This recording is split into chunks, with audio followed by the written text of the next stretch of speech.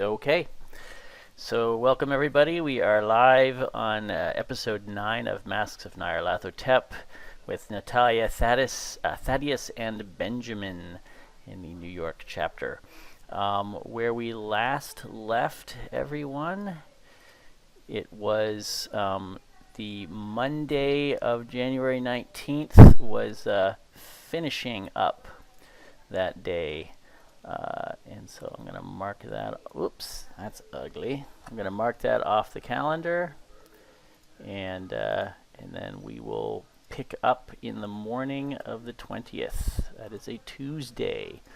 If you recall, you had a 10 o'clock meeting with Erica Carlyle, Roger Carlyle's sister, at her estate at 10 o'clock. So that doesn't leave you a whole lot of leeway as far as taking your time, getting ready, and all that, unless you don't mind being fashionably late. I know Natalya is up at a normal time of 5 to 6 a.m. Ugh, Probably she's taking... insane. Oh yeah, she takes advantage of kind of the spacious grounds that Thaddeus has to do her normal workout in the morning.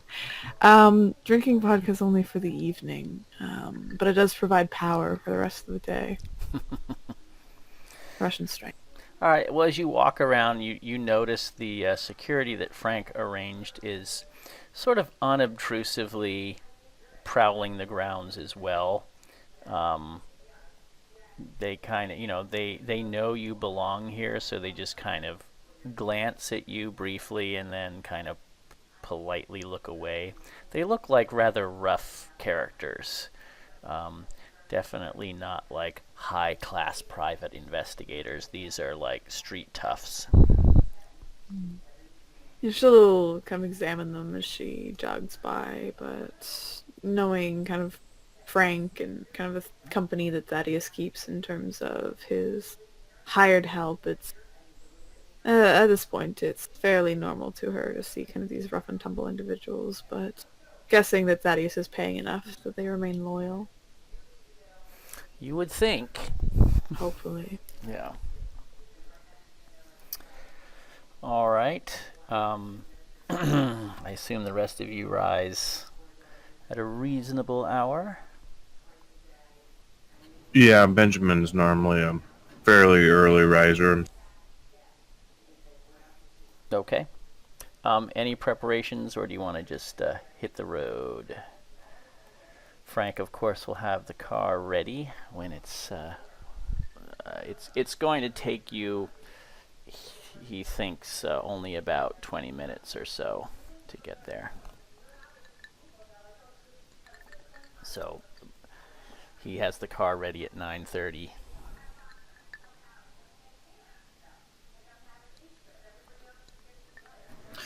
And by the time everyone's ready or making their way out, Benjamin's already standing by the door ready to go. Okay. Thaddeus, anything you guys want to do in the morning before heading out, or are you just getting ready and leaving? I think we're just gonna get ready and leave. He does not want to be late. Okay. Then you all pile into the limo, and Frank, without a word except to say good morning, drives out. And of course the gate guard opens the gate and lets you through. And you drive up north to the Hudson River, where the estate is. Okay, Benjamin. Interestingly, as you're driving along the river towards the estate, you can see Sing Sing Prison not far away, just up the river from very wealthy riverside estates. And you arrive at the estate.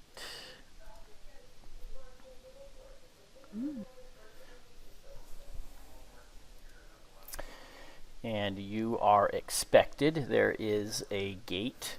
The Carlyle grounds are a little bit more extravagant and showy than Thaddeus's grounds. Thaddeus, you would know that the real estate here is very expensive along the river.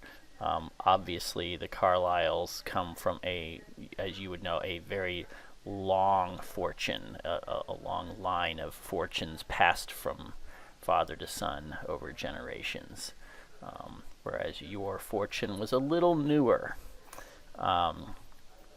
So their grounds are larger as well. So clearly the Carlyles have done very, very well for themselves. You happen to know their primary business is in munitions. So they made a vast fortune selling munitions first to European powers during the outbreak of the Great War, and then to the United States government when the U.S. entered the war. So they've had a very good, a very good few years. So you pull in, and you are obviously expected, and you're passed through their gate. And Frank pulls up and goes where he is directed to park. And he gets out and lets you and wishes you well, and then clearly he's going to stay with the car. Thanks, Frank. We shall be a little bit, so just relax. All right, and Benjamin's going to be a little quiet because he just messaged me to say his internet is acting really weird and it's just been going in and out. So he just dropped for a minute. Hopefully he'll be back, but we'll just assume Benjamin is quietly tagging along. Okay, so yes, you can head in. You can see that there is a butler waiting for you. He looks like he's probably been standing in the snow for a while, and is doing his best to conceal the fact that he's relieved that you finally arrived, and he can lead you inside. And he welcomes you and says, "Mr. Pepin, it's a pleasure to meet you. Ms. Carlyle is waiting for you in the library." It's a pleasure to meet you as well. Thank you. And he leads you through the grounds.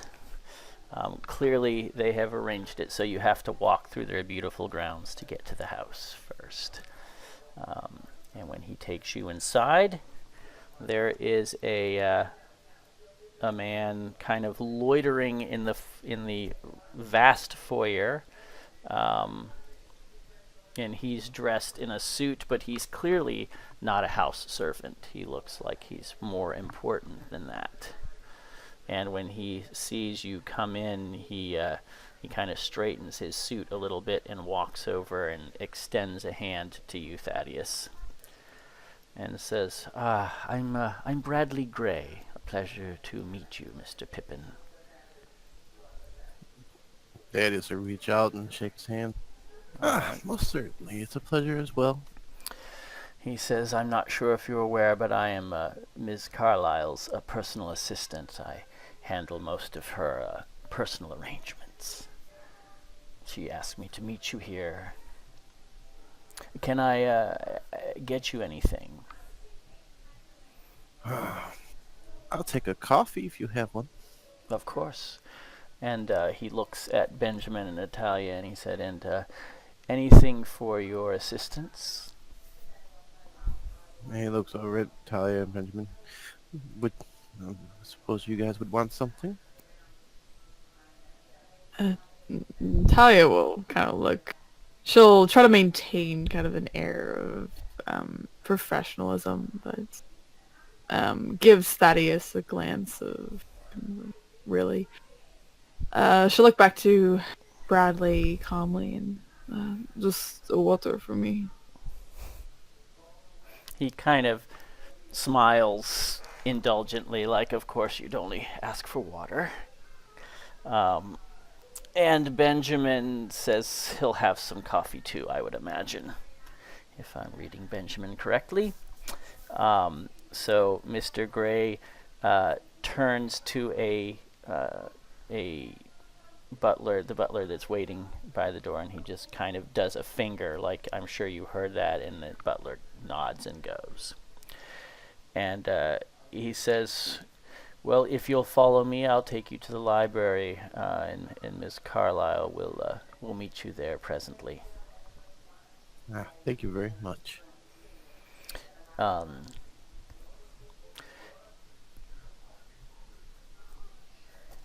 Yes, and so he leads you down through some halls, and as he does, he passes a servant, and he says, would you be so kind as to inform Ms. Carlyle that her guests have arrived? And the servant wordlessly goes off. You can see she has a rather sizable staff. And you also, let's see, one of you should make a spot hidden with a bonus die. Well, Natalya will attempt Okay. to do the fact she's just kind of looking around. I'm assuming Thaddeus might be busy talking to Bradley. Hey. Very good. So yes, it's subtle. You dropped, Benjamin. So it's very subtle, but you can see that the Carlyle estate is fairly crawling with security people. There, you caught a glimpse as you were going in of a pair of guards on the grounds with a guard dog walking, and inside you can see there's a couple of people that you would at first take for, some kind of manservant, but it's clear that they have handguns under their coats. Natalya would not really make any motion to alert anyone, just kind of noting the vast amount of security and keeping it to herself. Yeah, it's very unusual. It's as much or more than Thaddeus has at the moment. Okay. So, yeah, I mean, that role is kind of going to be a general for your whole stay here. You keep noticing these armed people, kind of subtly moving around and just keeping an eye on things, much more than you would expect at a wealthy person's estate. And Bradley leads you into a massive library.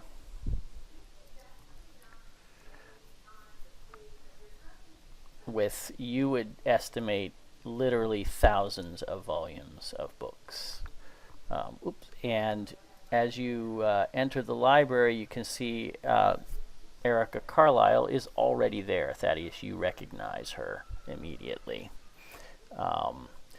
And she's just standing, actually thumbing through a book. And she hears you come in, and she turns and she thanks Bradley, and she says, "Thank you, Bradley. I'll call for you if I need you." And she puts the book kind of absently back on the shelf,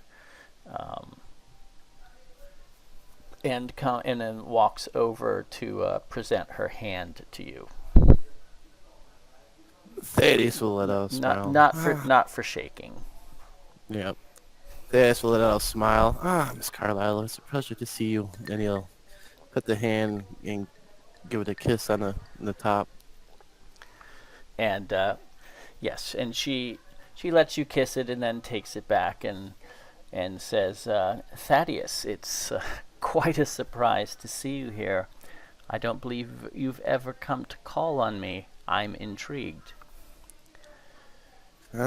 Yes. Well, I've been roused from my studies and stuff to venture out more these days. She says, "Your studies doesn't sound very businesslike." And she says, "Tell me more," and she gestures for you to take a seat. Thaddeus will go and stand by a seating area waiting for Erica to sit down herself. She actually you go stand by the seat and wait, and she goes and stands by her seat, and doesn't sit down. And she Okay. just says, and there's this moment of awkwardness where neither of you are sitting down first, and then the servant kind of comes in with the tray of coffees and water. And you see that Erica is also having coffee. And that sort of dispels this moment of awkwardness as the servant sets the tray down, and I assume the two of you kind of sit down in the midst of that, unless you're pointedly going to remain standing. Seeing as it's going nowhere fast, he will sit down.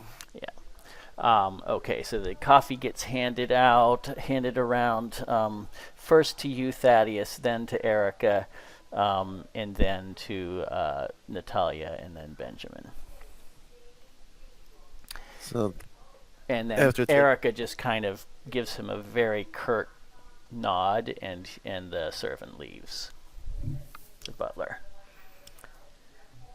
after taking a sip of the coffee and sitting down, Miss Carlyle, allow me to introduce you to my good friends. This is Benjamin, and this is Natalya. She nods and looks at both of you curiously, like she's trying to size you up a little and doesn't quite know what to make of the two of you. And she says, "A pleasure to meet you. Welcome to my home." And she looks back at Thaddeus. And you can tell, Thaddeus, she's trying to assess what's going on. She looks a little like maybe suspicious, you might even say. But she waits for you to speak. Thaddeus will look around. So I assume things are going well for you? You assume correctly, Thaddeus, although I'm sure you already know that. And she smiles. That I do. I may have been deep in my studies, but I still pay attention to the news going around. You keep mentioning your studies. Enlighten me. Yet another hobby.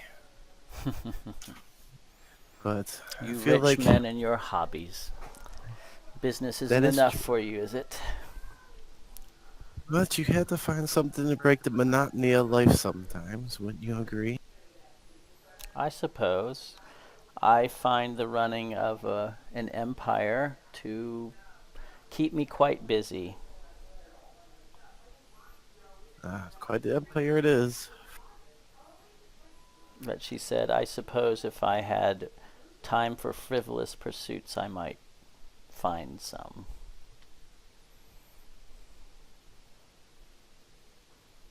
So what exactly are you studying, Thaddeus? Would that have anything to do with your visit today? That it would, actually. As you can see, it seems that I'm hit a roadblock in my studies.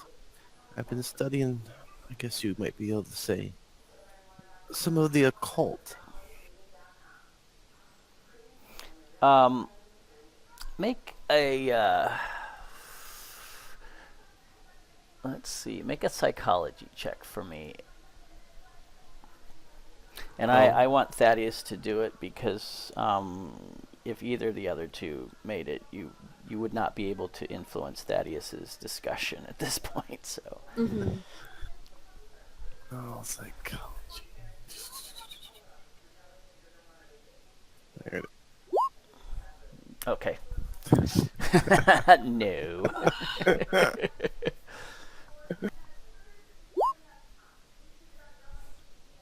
Solid. All right. So yes, you're not used to paying attention to the subtle cues of other people anyway. It's not really Thaddeus's thing. All right, so go ahead.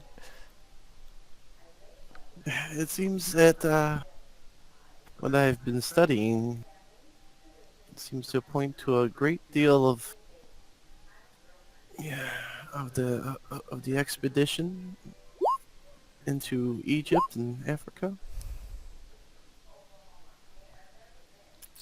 The expedition, she says. Ah. Her eyes narrow a little bit and she says, I don't remember you being among the circle of my late brother's friends. What exactly is your interest in the expedition, as you put it? No, I was not in the circle of your, your dear brother's friends, unfortunately. However, my interest in the occult is kind of new, and as with the interest of the occult, and some of the fables and stuff of what lies beneath some of the what people look for, like treasure and things. She takes But a sip of coffee and says, you're not planning to go on a harebrained expedition too, are you? uh, well, that is unsure yet. I mean, there's a lot of questions without answers, and that leads us to a visit here. She says, well, I'm not sure what answers I can possibly give you, but I'm interested in your questions. Well, I mean, we only had newspapers to go by about the expedition, little clippings here and there, and we had a friend that recently went and visited the area. She says, that's not by accident, Thaddeus. You understand that my brother's death was potentially very scandalous and could have caused our family great harm. That's what I would assume, and it's even more crucial because it's also a private time, so it's understandable that a lot of stuff doesn't get out to the media. Yes, during I'm the- sure you of all people would understand that. But what brings us here is one of our friends who is recently departed as well. He went in search of some things down there. We haven't been able to make out much yet. There?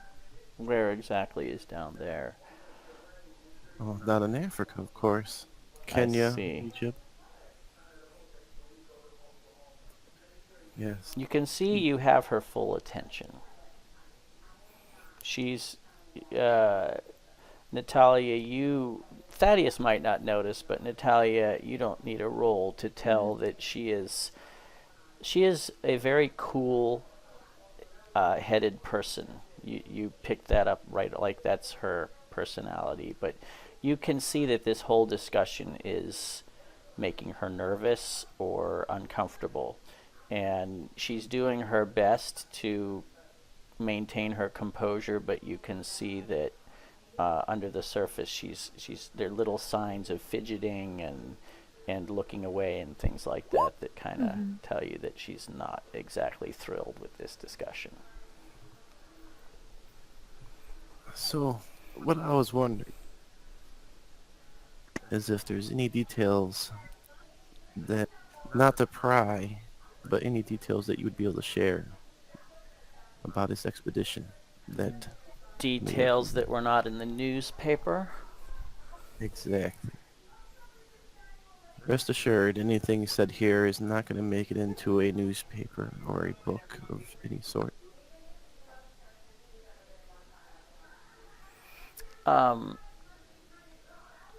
She looks at Benjamin and Natalya, and she said, and what do these two have to do with today's interview. And she says that with a little bit of a snide twist to her nose. Her nose kind of wrinkles when she says that. If you don't mind, Thaddeus, do you mind if I take over slightly? By all means. Mm. You can see that has really piqued her interest when you Natalya say will. that.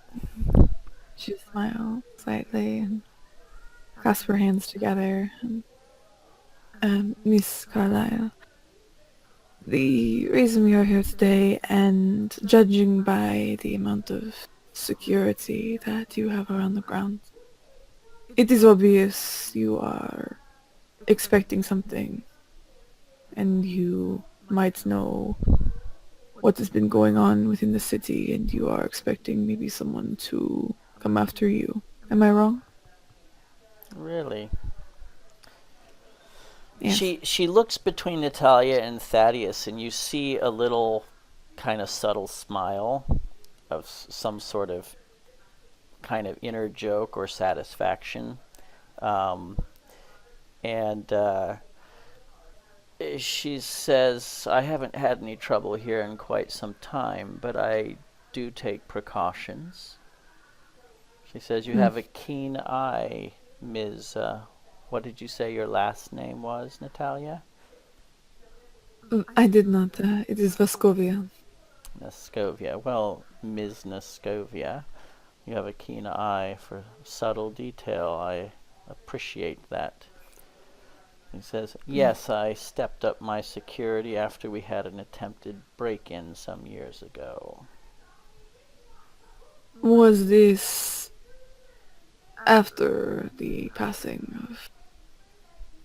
after the Carlyle expedition, I should say.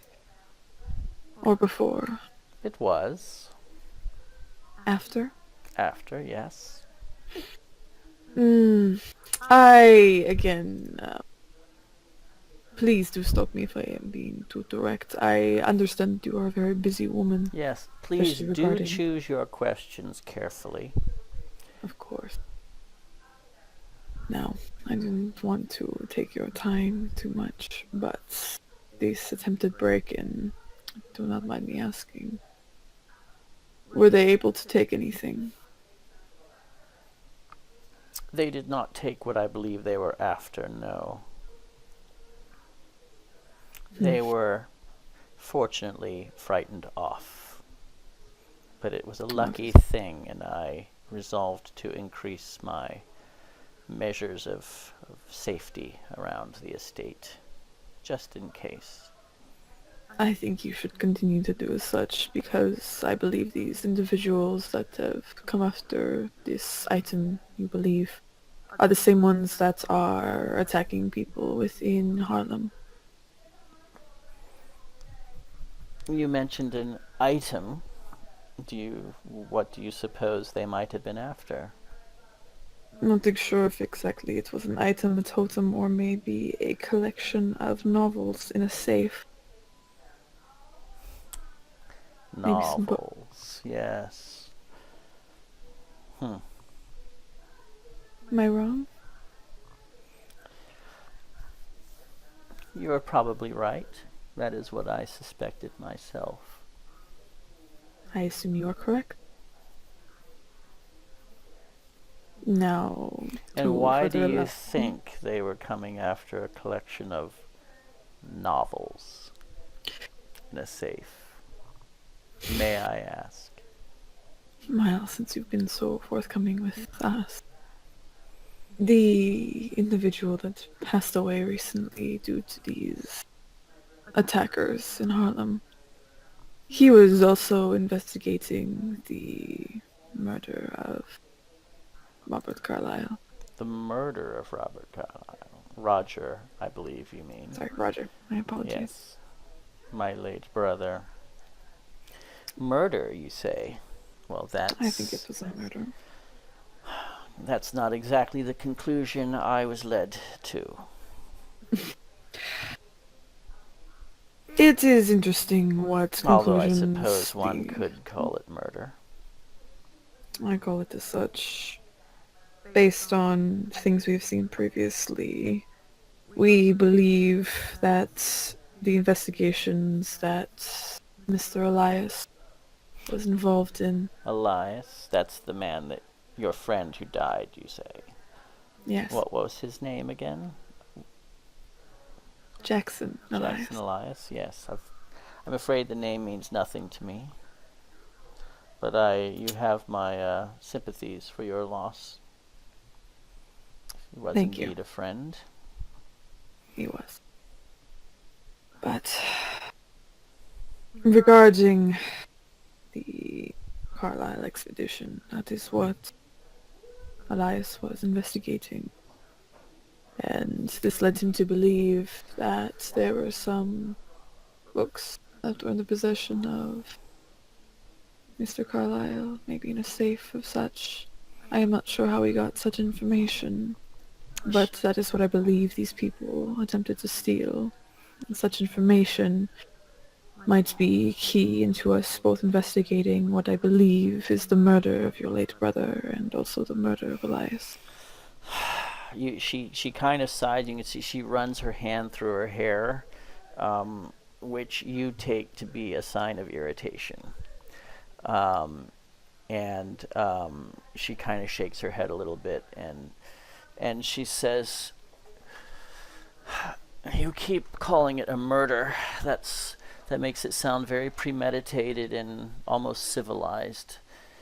This was a massacre by savages. I hardly would dignify it with such a word." A massacre.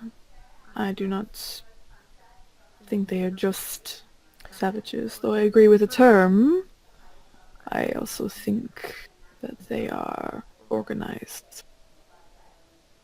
She says, "It was not widely publicized, but I went myself to Kenya to find the truth of my brother's disappearance, and I assure you it was savages who perpetrated his death and the death of the rest of the expedition."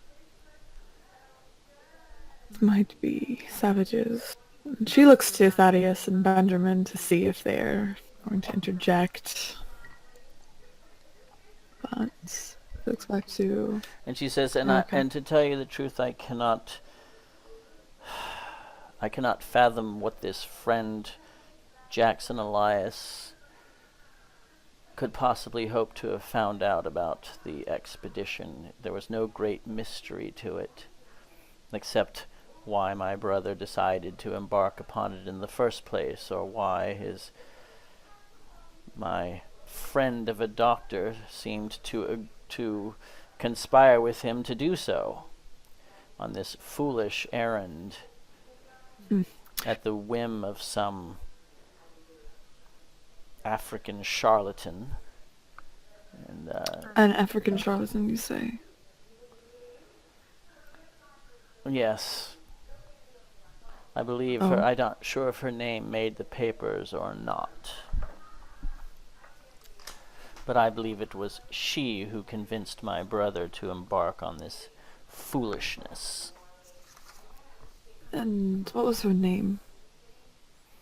Oh, I'm sorry. I thought maybe you would have heard of it. No. Her name was Bunay, though I liked to call her Bunny. Roger didn't like that at all. In fact, I used to refer to her as his jungle bunny. As you can imagine, he wasn't too pleased with that. But in any case, she was an uneducated African woman who spoke barely a word of English, as far as I could tell, and had my brother wrapped around her little finger. Gods know why. I suppose he was bored with his usual dalliances. In any case, this woman seemed to have a great influence over him. And was she some sort of guide? Some sort of guide? What exactly what was her job? Was it just to I think her job, as Roger described it, is she was a queen or a princess. I think that was her job description. though heaven knows what that means. My brother And was she not can- exactly thinking very clearly in his last days here, or months, to be honest. And she convinced him to go on this expedition, yes. Well, it must have been her. Why else? Who else? Although I must confess, I thought that Dr. Huston would convince him that he was being foolish, and instead, he seemed rather to encourage it. When I went to talk to him about it, he made suggestions that it would do Roger good to indulge in this expedition, and when the doctor told me he himself was going to join him, I couldn't believe it, although I was grateful that he was going to be at my brother's side. Something didn't feel right about it, and clearly he also had come to know Ms. Benet, and seemed quite taken with her as well, as I recall. I was most disappointed. I thought he had better judgment than that. Such a shame. He was a rising star in social circles. A deep shame. May I ask, have you... Give me one moment, because out of character I have to remember his name. Mm-hmm. Oh Whose boy. name? From Peru. Oh, I know who you mean. Yeah, thanks. Yes, you're thinking of, that's terrible that I can't boy. remember either. Right? There's too many names. People, there it is. Augustus Larkin. Yes, there you go. Larkin. Yes, Thank you. Augustus Larkin. Have you heard the name Augustus Larkin? She seems to think for a moment. In what context? In the context of him venturing to a fairly uneducated place to try and discover some ruins. No. I was thinking perhaps you meant one of my business associates. No, the name does not mean anything to me, I'm afraid. She said, and you must understand, I was never one to mix with my brother's set, if you understand. Of course. He's doing Again, for she'll his look to own. Benjamin and Thaddeus. And then she'll look back to Erica. The story of your brother sounds very similar to the one who I mentioned, Augustus Larkin. His motivations, someone he met, wanting to be guided into some ruins, explore, having all this money, and being fairly inexperienced. So you suspect some sort of con game? Not a con game. Exactly. What I am describing is... Again, I agree that they were savages, but they had a motive. And I feel like based on our experience with Augustus Larkin and our own Peruvian expedition, thankfully we ended up surviving, or at least most of us. What your brother experienced was very similar to what we experienced. Really? Yes. Were you also plagued with nightmares? After. Ah. Nightmares, you say? Yes. What Roger kind of was nightmare? deeply troubled by nightmares, recurring nightmares. Disturbed enough to recall me from my humble place of exile to come and stay with him in our father's estate and keep him company.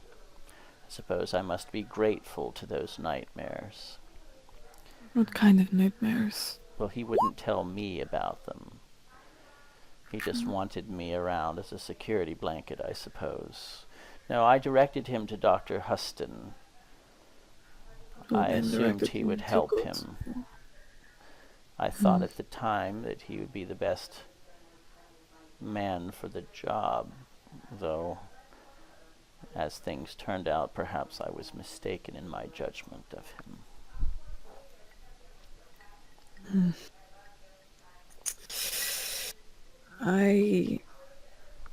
You are going to think that I sound crazy, and that is fine. I fully understand it. But based on the things we experienced and the things you're telling me about your brother and the Carlyle expedition in general,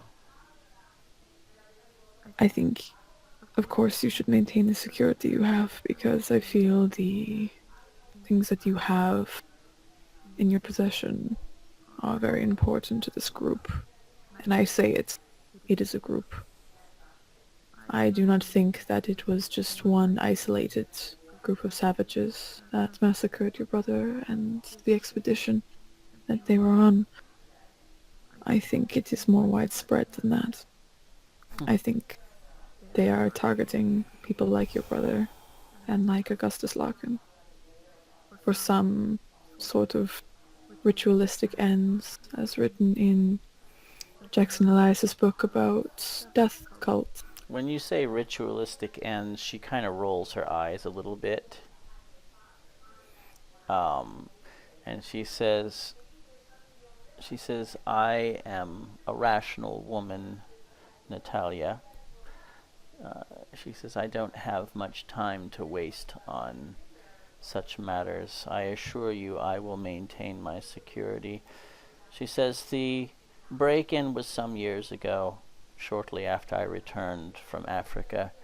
There's been no repeat incident. I doubt they have any lingering interest, although as I said, I've taken no chances. I thank you for your concern, but I assure you I'll be quite safe. I will look to Thaddeus and to Benjamin. Do you have any questions? I think my line of questioning is done. Well, Miss Carlyle, I'm assuming when you went, did you see the remains?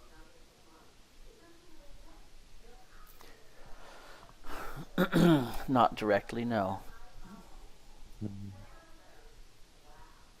So I find it peculiar. As I was Miss... told there were none to be seen. What was left of the party was barely recognizable as human. Yes, it had been a ghastly sight, I'm sure. As I said, they were savages. So But Mr. they paid Brady, for their crime. I'm sure they did. Has Mr. Brady tried to contact you at all? Mr. Brady? Yes, he was the archivist on the expedition. Oh, Jack. Yes. Why would he try to contact me? He died with the rest of them. He wouldn't have left my brother's side. He was entirely devoted to him. See, that's the peculiar thing. A recently departed friend, he was following up on the fact that some of the members of the expedition were actually still alive. And one was still in Hong Kong. I'd say that's fanciful thinking. Yes. But it's one of the things that perked our interest. See, because... If that's true, then why wouldn't Roger have returned to reclaim his fortune? He does have precedence over me. The only reason I was able to take his place is because he disappeared. If he were still alive, I'm sure all these years later he would have returned. Yes. That's what I would assume too, if he was able to. If he was... It's still unknown if he would be remaining alive or not. Just And if, as you saying say, hypothetically. Jack was still alive, I see why he would not return and seek employment in my house. I was So not you... overly fond of him, but I recognize him for the loyal man he is, and I would have given him a place in my household. I think he knew that.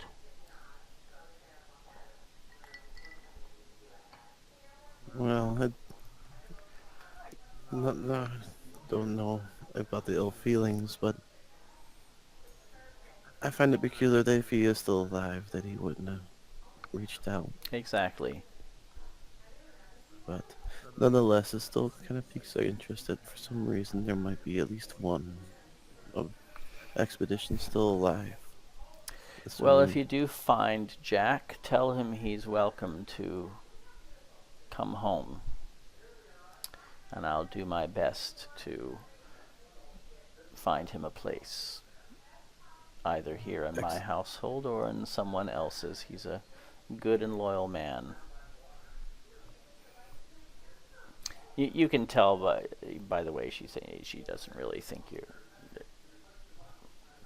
ever going to find this guy, but Well, again, it's just a note that was left to us. But not saying that he is or isn't. This is peculiar because, from what I understand, the remains were unidentifiable. So perhaps that a lot could be mistaken, and also gives us not a wonder of why he would not reach out and contact any type of authority. not that I'm not enjoying this very interesting conversation, Thaddeus, but might I ask what exactly you were hoping to get from me today? Again, just information around the expedition. The stuff that people may not know. To what end? It can't be mere curiosity. Well, it involves our friend, and at this point, with what's been going on, we want to make sure that his true killers are brought to justice.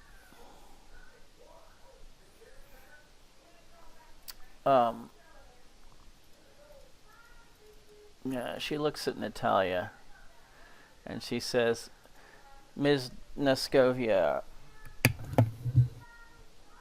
what's your interest in all of this? You said you have a friend who died looking into the expedition. My interest is... it is figuring out what... to me, because, again, as you say, you're a rational woman, but in my opinion, there's something bigger going on. It is fine if you do not want to see that. But I didn't say there isn't something bigger going on, but all of this occult nonsense is rather tiresome. You can't... if you think something bigger is going on, what do you think it is? Exactly. Religion is a tool, as I'm sure you're aware. It can be used to make people do anything if they're convinced of its truth. What does anybody want? Power, wealth, influence? Someone's gaining from whatever is going on, if there is some bigger picture, but I doubt it has anything to do with occult. What is the difference in your mind between the cult and the religion? Not much. They both are predicated on the imaginings of of masses of people, what they want to believe, and exploited by those clever enough to use it for their personal ends. Exactly. Call it the cult, call it the religion. Either way, it was not just a massacre. There was a purpose to both. What happened to Mr. Larkin, what happened to Mr. Carlyle, and what happened to Mr. Elias. It is all connected. Yes. And that is what we are trying to find out in this line of questioning, Miss Carlyle.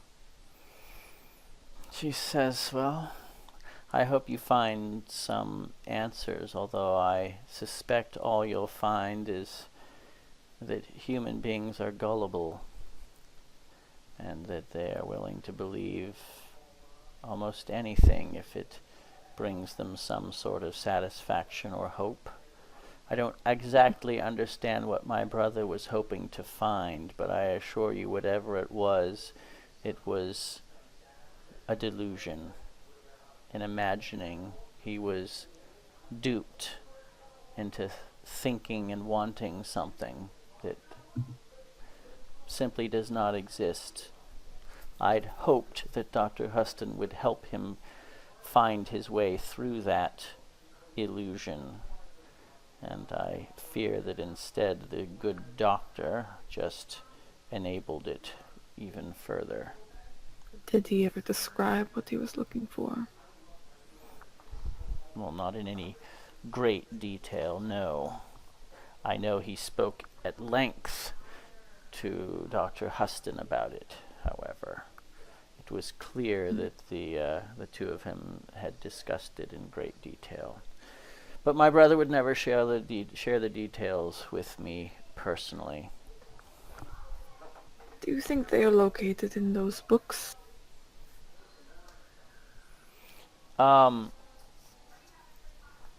When you say that, you can see that she kind of shifts a little uncomfortably in her chair. And she says, I'm sure it's possible. He was certainly reading them when his mind was not whole. What do these books contain that make you so uncomfortable? She says, yes, I did look at one of them just to see what all the fuss was about. And? Nonsense it was. But it was the same sort of nonsense my brother had been spouting. So yes, I suspect some of what he believed came from these books. Heavens even know where he got a hold of these. They had a rather unwholesome look to them. Do you mind if we take a look at these books?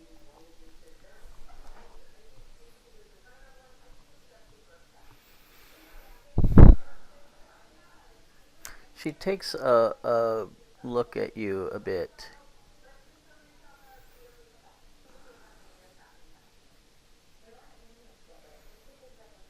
And she says, I suppose there'd be no harm in letting you thumb through them briefly, if you're that curious about them. And she kind of looks at Thaddeus like she's trying to, she's definitely trying to read you in some way. Hearing that, we'd be able to look at the books is put a smile on Thaddeus' face. Yes, they may have information that could help us, and we would appreciate it.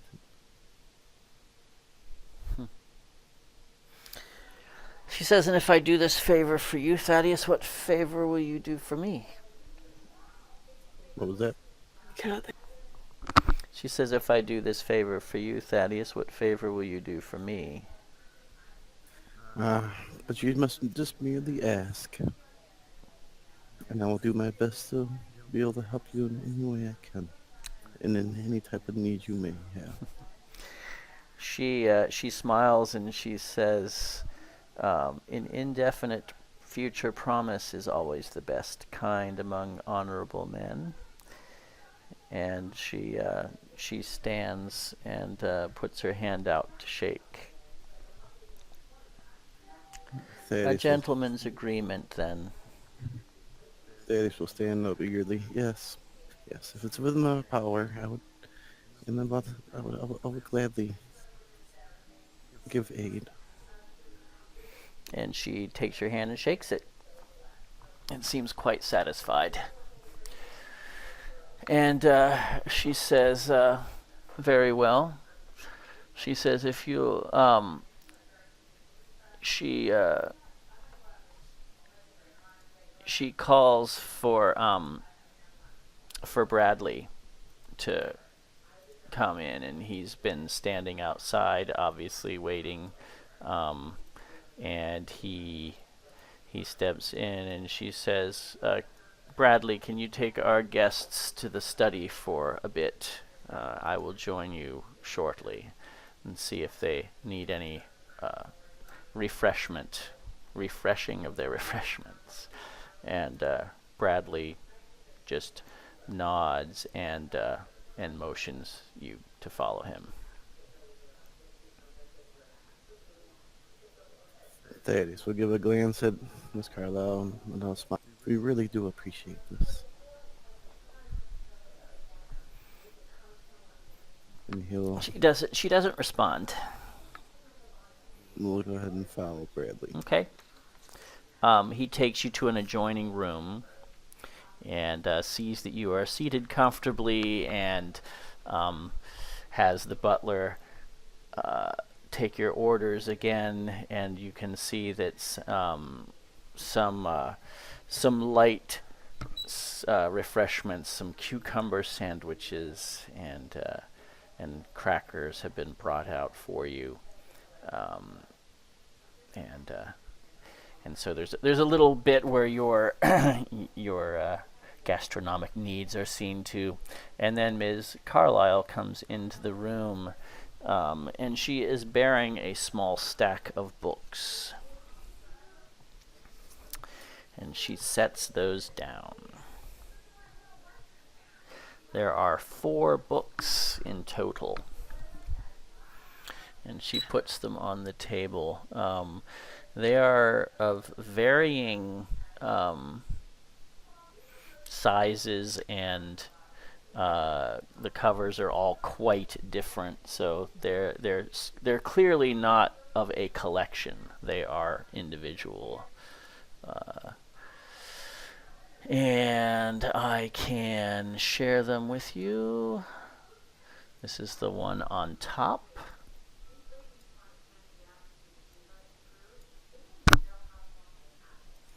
Mm-hmm. There is another.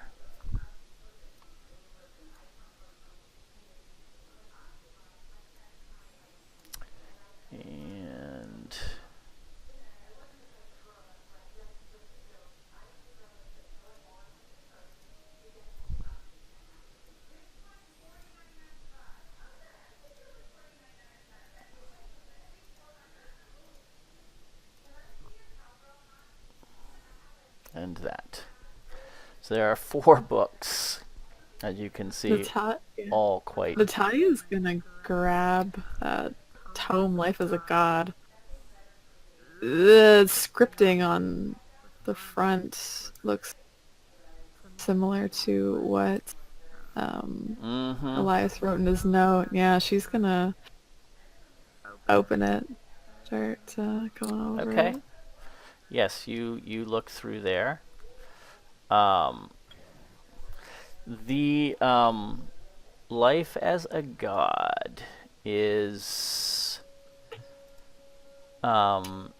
it is in English, and the author is a fellow by the name of Montgomery Crompton, It is handwritten, and from the date you can see inside, it was written in 1810. You can make, let's see.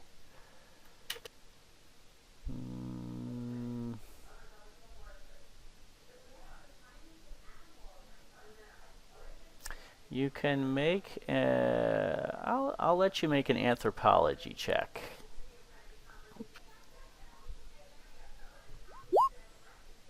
No. Okay. Ugh. Oh.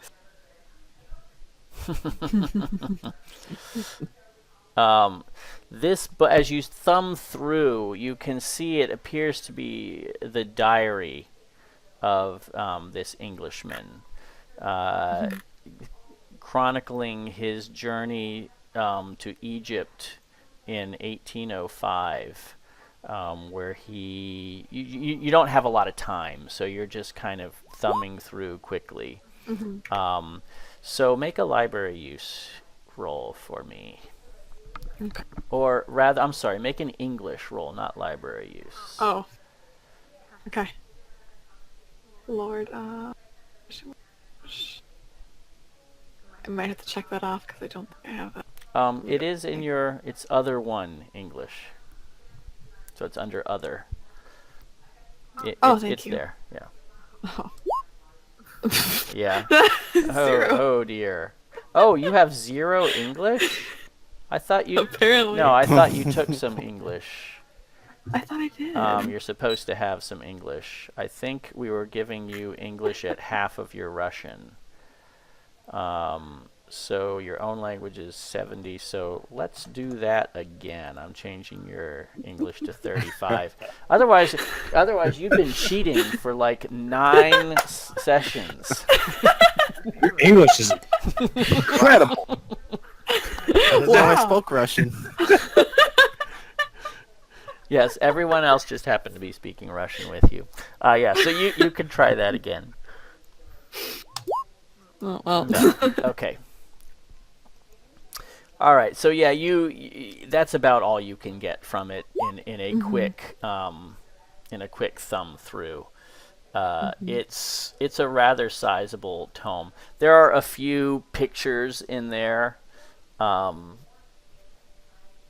none of them stand out. Most of them are a few photographs of him in Egypt, like in front of pyramids and stuff like that. Okay.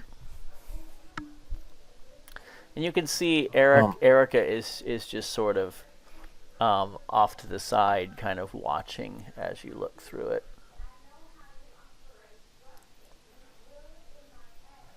While Natalya is thumbing through that book, Benjamin picks up the Nyarlathotep manuscripts and just begins to examine the covering on it. Okay. And I'm going to correct your spelling there, which is quite understandable. I was trying to write down something real quick. No, it's very, very fair, but it's just so you get it right. Because that would be easy to see. Okay. And who's thumbing through which one? Benjamin picked up the Nyarlathotep manuscripts. Right. Okay. He just first begins to examine the cover, as it has a bunch of engravings and symbols on it. Right. Trying to recall if any of these match anything that he had seen previously. Okay.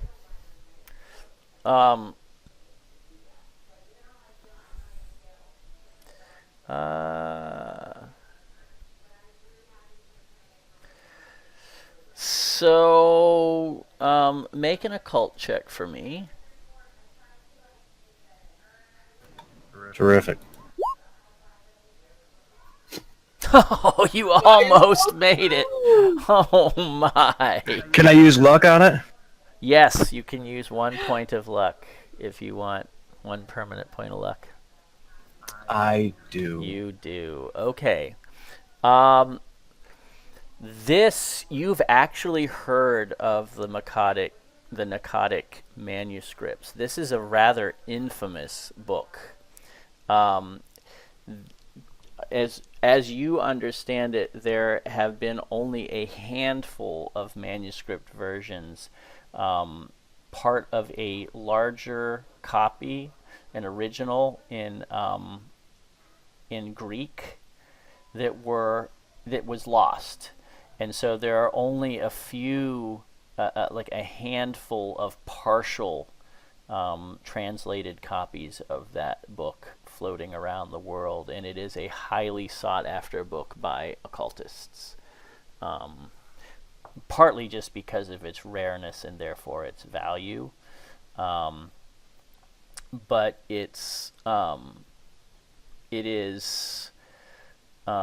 contains stories which some believe to be historical accounts, although most rational people would imagine these to be myths, but telling stories of ancient civilizations of Hyperborea, Atlantis, and Jupiter. So the book is apparently written by someone who in ancient times discovered the origins of the human species as coming from a different planet, and that they were transported to Earth at some point, and that's the beginning of human history. And it tells of a great ancient race of beings, of gods, who created the human species and transplanted it here to Earth for unknown reasons. You just heard about the book. You've clearly never read it before. You've never come across a copy of it, but you would realize this book has immense value financially. Yeah, so Benjamin, as he's picking it up and looking over it briefly, his eyes begin to just open wide in realization of what he's actually holding. And he turns to Erica and... Yeah, she seems... So you and Natalya are both reading books, and but when you turn to look at her, she seems to be studying you, not Natalya. And Benjamin looks to her and then flashes this big and confident smile.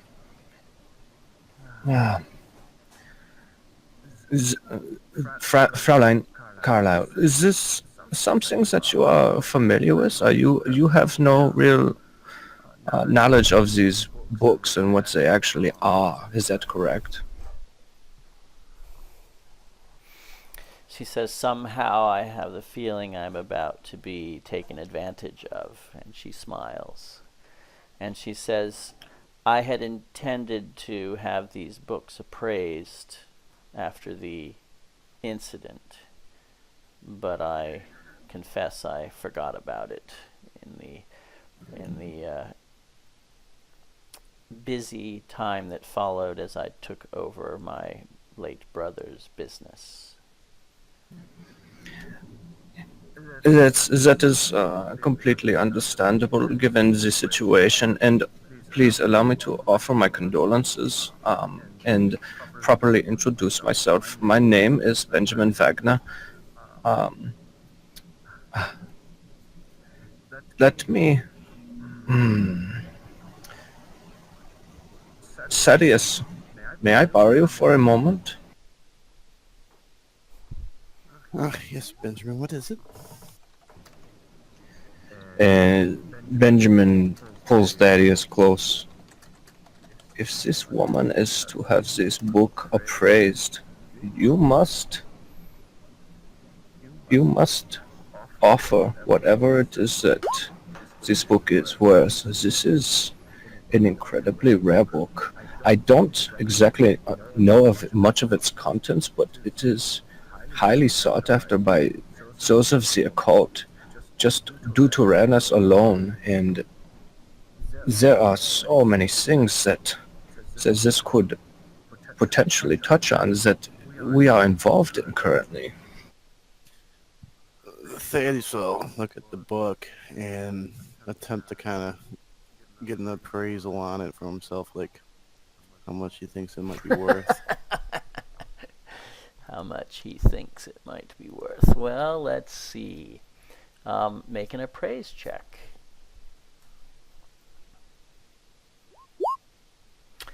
You have no idea. It's a book. You're not really in the habit of appraising the value of books. Push it? Let's see. What would the fallout of a failed appraise check be? You could be wildly incorrect, I suppose, or She could be offended. There you go. maybe. I think more. I'll tell you this: if you fail, if you push it and fail, you'll become obsessed with obtaining this book. Alright. So, whatever the cost, owing to your interest. Oh my! Okay, you succeeded. You might be obsessed with obtaining it anyway. Yes, you believe that Benjamin is quite correct. You can make an occult check, by the way, Thaddeus, to see if you also know of this book. And because of your extreme appraisal, I'll give you a bonus die. Ooh, extreme. Yes, you know of the book. You haven't heard. So you realize this is an incredibly valuable book, worth a small fortune to the right person, of course. I mean, that's going to be the difficulty. Would be if you tried to resell it, it would take some effort to find someone who would be willing to pay the exorbitant amount that it really would be worth to the right person, of course. But yes, it is, in the occult world, it is quite valued. I mean, the book itself, just as a historical specimen, could probably fetch $5,000 to a collector, because it is that unusual and rare, and clearly it's genuine. Your appraisal is that this is absolutely what it purports to be. It is not some phony copy or something like that. So after that, he looks at the books, you'll look at Miss Carl. So, you mentioned you were going to get the praise. Were you planning on selling these? She says, well, they're of no personal interest to me. My main concern was that the books themselves might contain something that would bring dishonor to my brother's memory or my family, more to the point. Well, perhaps we can come to an agreement on purchasing all these books with the condition that if there's anything that may prove scandalous, it will not leave our library.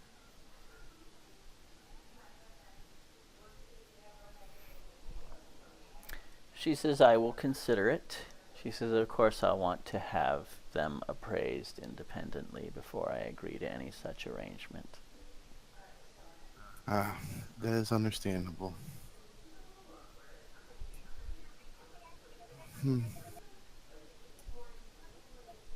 Well, I could tell you they are worth a considerable sum. And I can make an offer right now that if you would forgo the appraisal, it'd be more than fair for the books. I'm interested in hearing your number. How would $10,000 sound? She all the shrugs books? and says, I don't know. I don't know the worth of the books.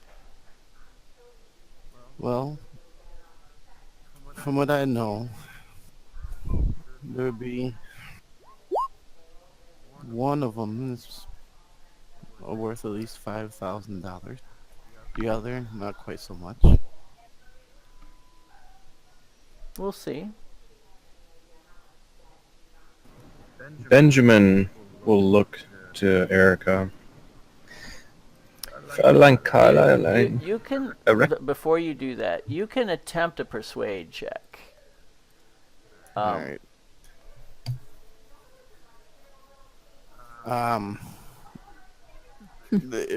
For my persuade check, Thaddeus is also going to add something. Well, I will tell you that if you were to sell them to me now, I would leave you the $10,000 deposit, and if they are worth more, I will give you the difference. He said, Thaddeus, I intend to charge you more than what they're worth. And she smiles. I wouldn't doubt that. It would not be business if it wasn't otherwise. Of course it wouldn't. And then I'm gonna go ahead and do that persuade check. Not good enough. But certainly good enough to get her to be interested in actually following through with having them appraised. As you can imagine, $10,000 to her is also kind of chump change. So it does that figure clearly doesn't entice her in any way, but she you can see that she's sufficiently serious about it that she's not just going to blow you off. Excellent. Yes, I would be interested to have these in my collection. And She if there says, is excellent. something She said, Bradley, would you return these to the library? I'll take care of them when our guests have departed. And you see Bradley kind of smile, but it's a little bit of a forced smile, and he picks them up as though they're distasteful. You can see he's sort of gingerly handling them like as they kind of disgust him, and but he bundles them up and carries them out of the room.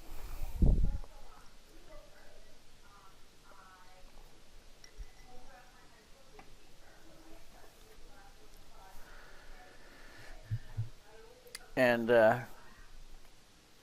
she says, was there anything else you wanted to discuss, Thaddeus, before I see you out?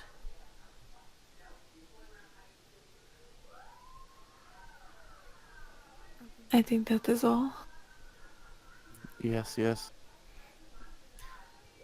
However, if something does come about a discussion, some type of memory, or if, for instance, if Mr. Brady is still alive and tries to contact you, would you please let me know. All right.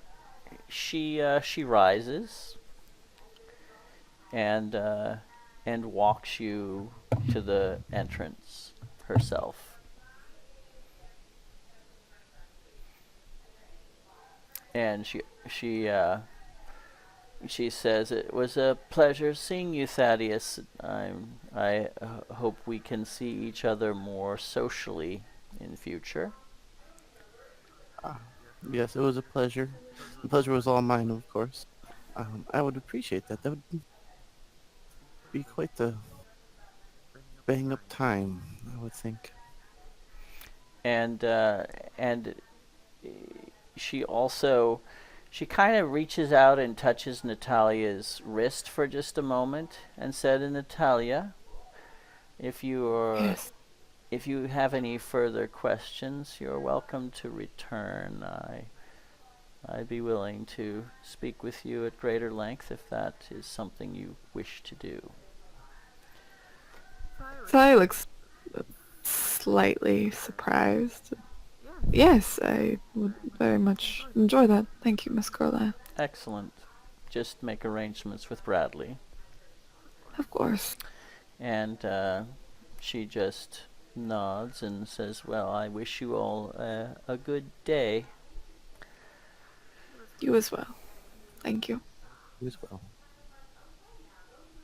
And the butler sees you out the rest of the way. She, of course, does not step out into the cold. Good heavens.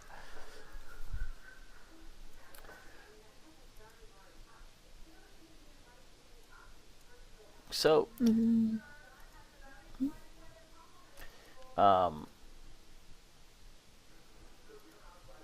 Frank is there waiting with the limo. When he sees you coming, he starts up the car and waits with the door. And Natalya will make her way out with Thaddeus and Benjamin. Mm-hmm. Yes, and now that you know, now you see even more of the security. Now that you're kind of aware of it and looking for it, and you can see that there's definitely there's no less than 6 people out on the lawn in various places and kind of patrolling around. And as you get in, Frank says to Thaddeus, I trust it was a profitable visit, sir? We shall see. Hopefully soon enough that we can study these objects and help us along the way if they have anything that proves to be useful in them. All right. When you get in, he drives you back to your estate. Unless you give him orders to go elsewhere. As he's driving, Thaddeus will kind of speak up. So, that was a fruitful visit. Yes, there was a lot of information that we found out. This bunny person, very similar to, what was it, Mendoza, in a way. Yes. The parallels are uncanny. Yes, indeed. This was something that stuck out to me as well. Well, we could always go to Silas's place of business. Yes. Let us visit Silas, see if he has anything interesting. But again, like I said before yesterday, we should be careful what we discuss. Again, if you think I am speaking too much out of turn, too much information, let me know. I am just a bit, it is overexcited with this information. I think we're getting closer. Yes, that is understandable. I believe any one of us would be the same. With a smile. Frank, Yes, sir. we'd like to go to one ransom court. Ah, yes.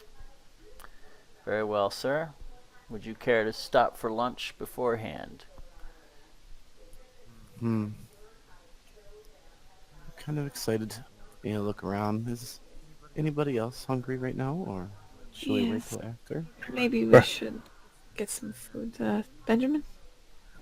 Perhaps it would be more polite if we offered to meet Silas out for lunch, or perhaps have lunch, or have him over for lunch. We have not met him, nor does he know about us. It would be very inappropriate to ask out of the blue for this man to meet us for lunch. Yes, I think us just showing up would put us on some equal terms, because obviously he's a hard man to find, and we don't want to show our hand, but by showing up as more interested parties in what he may be selling, it's catch him off guard a little bit, maybe. All right, sounds like going straight there. We could stop for lunch. I would assume, because it was in Harlem. Mm-hmm. So perhaps on Yes. the way, Frank, can we go by the deli? Certainly, sir. That'll be a little further in town, but it should be fine. So he takes Yes. you in town, and you have lunch at the deli, and we'll take a brief intermission. Excellent. Intermission. Maybe it's the deli. Mm-hmm. Love his meats. Give me the meat. Oh man. Yes, he is very much in love with the delicatessen. I shall buy it. I need a friend.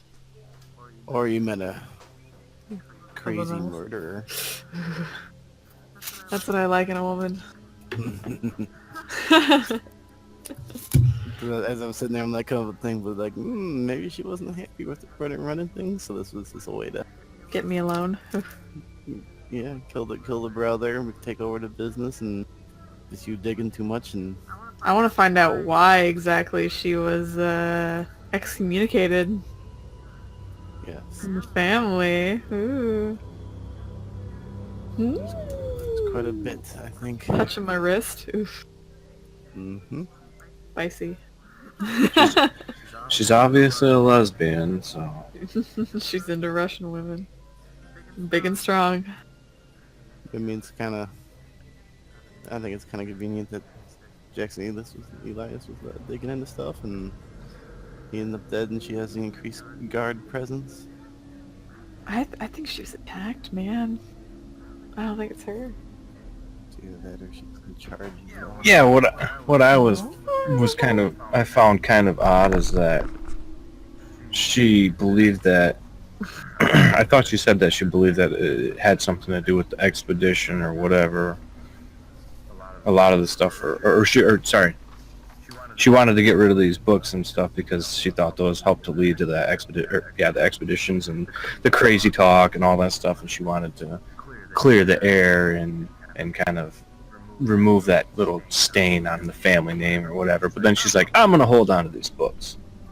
I want to find out what they're worth. Yeah. Well, I mean, that's just shrewd. It could be shrewd business. Right, I understand that, but I mean, like, I will pay you this much now and then make up whatever difference. And she's like, well, I intend to bend you over, so let's, Perhaps, I can initiate a hostile takeover of the Winchester firearm portion. I kept trying to get a charm in there to try and charm her pants off. Sorry, No! Sorry, dude. Yeah, I was gonna attempt to. I was My next move, if Matt didn't, cut in. get You the. gotta get in there, TD. Like cause she paused and she looks at the two of us. That's when you have to be like, bam! Like, get in there. But also in the back of my mind, as Benjamin, I'm going, well, do I jump in? Because if I do, then Maybe I will ruin a something. bigot. Yeah, and they're a bigot. My German accent clearly gives away my nationality. Hello, I am an American man. But see, now, if you weren't able to give her the books, I would have attempted the charm. That would have been my intention. Yeah, God, that's what I was gonna do, is try to get her to give them to us, right? Pants. Oh. Or borrow them. Right, or borrow them, or let us, record Hey, some notes out of them and bring them I back. got her to let us read them, so hey.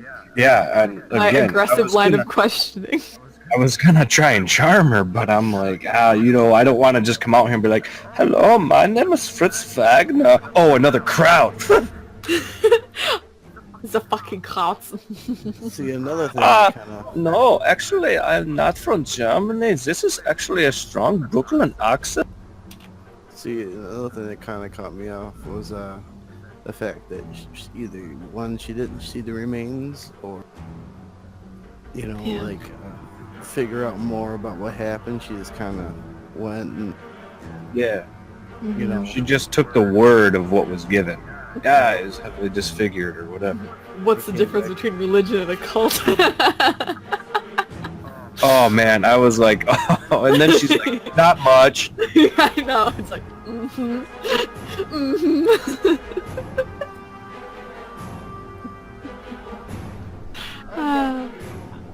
I think that's so much very wrong with this lady. Oh, we're not talking about you. Of course you're not. There's so much wrong with this lady named Darren. Oh dear. Dear me. Do I sound like the queen to you? Yes. Alright, so you Mhm. we're back. And better than ever. Here is a map of Harlem, and you can see where the little red push pin is where Ransom Court is located. Okay.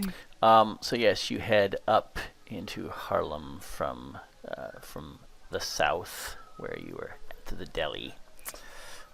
This is a rather poor neighborhood known as Little Africa, and you your limo is not that out of place driving up the main street, but as soon as you turn onto 137th Street, you are very out of place. And when you hit Ransom Court, which is like a little, just a little side street off of 137th that just goes into like a dead end court. That's why it's called a court. It's just a short little road off the street that then ends in like a little square, and there are a few shops on that square. One of which looks like an abandoned pawn shop that went out of business, and one of which is Juju House, which looks like a fairly humble little one-story curiosity shop. There are a couple of windows facing the street that have African masks in them, kind of indicating that I'm sorry, there's one window indicating that there's, some African stuff inside. Well, Benjamin, Thaddeus, shall we? This does look like the place. Let us be careful.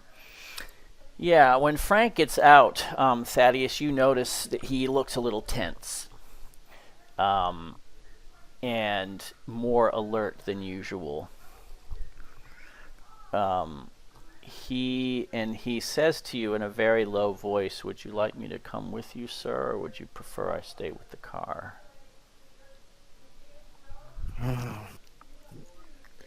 Do you think the car will be safe out here? No. Yes, and if this fella has something to do with the incident at the hotel, I feel we would need you, but I think right now if you would... He says, many of the people in this neighborhood would gladly steal your hubcaps or more from your car while you're inside. Yes. Well, I suppose you can stay out here, keep your ears open in case some trouble starts. I'll always be listening, sir. And he kind of takes up a position by the car after helping each of you out of the car. Of course, Thaddeus will, of course, not you, Benjamin. feel... He doesn't. Well, just because that would be a little insulting to you. Thaddeus, as he gets out of the car, will reach inside his Miriam had his pistol, Mm-hmm. It's there. feeling nervous. Reminding himself of where it's at so he could grab it. And make his way into the Juju house. Okay. It's a quiet little shop. It looks something like this. It's not exactly like it, but that's the general feel of it. It's got a bunch of things scattered all over the place. Yeah, right. Yes, there's no gizmo there, but that's the best picture I could find to kind of represent what you see there.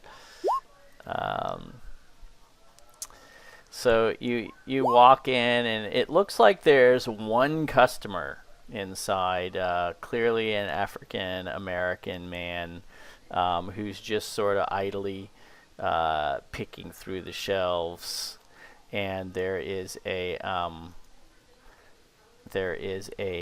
very old, wrinkle-skinned man behind the counter.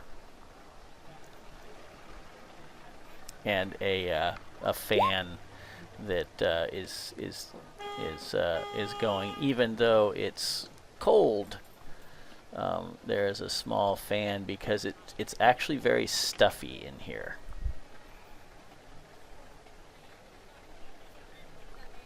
Yeah, don't overanalyze the picture.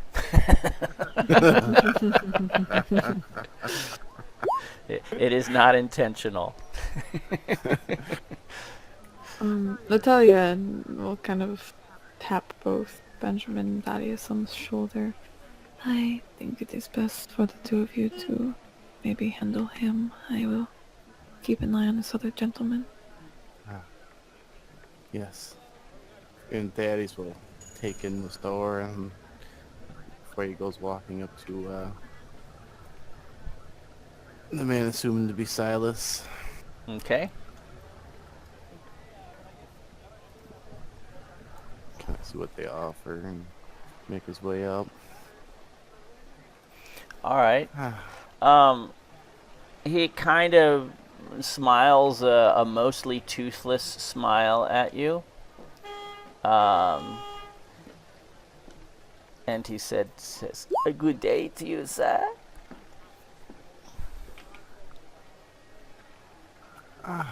Good day. And he's looking around. He says, Lots of interesting stuff you have here. "Oh, yes. All quite authentic, I assure you. Looking for anything particular?" I am. But perhaps you don't have it. Perhaps But I maybe you do. I'm looking for something new. Something that maybe has not been sitting on the shelf for a while. Something new that has not been sitting on the shelf for a while. Yes, it's a peculiar request, but I have to stay ahead of my friends in my collection. He says, "I haven't seen you in here before." No. However, I was told that you may be the one to come to. He comes out from behind the his little desk thing, and says, "Well, I can show you the things that I received most recently." And he starts pointing out several different things. There's a mask, a carved mask. There is a tribal shield made of tiger skin, he says. And kind of a matching set of genuine spears, and And then he goes to a couple other shelves and points out some pottery that has been imported with, you wouldn't exactly call it fine workmanship, but it certainly looks authentically tribal.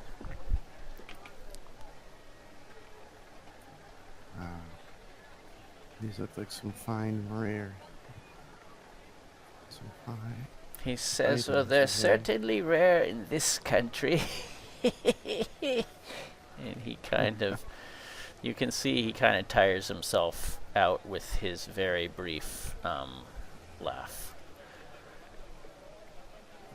Tell me, good sir, what would be something that would be the most sought after that you have? Ooh. Something. He says, well, this mask is fine craftsmanship, as you can see. And he takes the mask down from its little pedestal and says, here, you can touch it. Okay, so reach out, you grab it and inspect it. Okay. You can make an appraise check.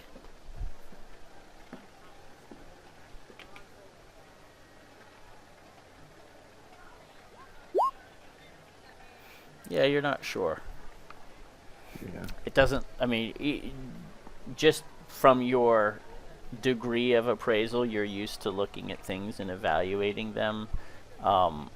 You would say it's certainly worth something, but it doesn't seem to you that it is some, like, worth a fortune or anything. Gotcha. Yes, yes. You Perhaps. also have noticed, as you're looking at it, nothing has a price tag on it. Tell me, how much would a fine specimen like this cost? You see him, your soul. Only your soul. No, he, you can see he hesitates for just a moment. You know, he kind of looks at you, and he says, a fine piece like this could easily fetch $50 to the right buyer for someone who is a discerning collector and wanted to impress his friends. Then he'll look over at Benjamin. What do you think, Benjamin? I think that what you are looking for is probably, I mean, if to one up the rest of our friends in the circle, I think what you are searching for is probably either more rare or a little more expensive. Yes, yes.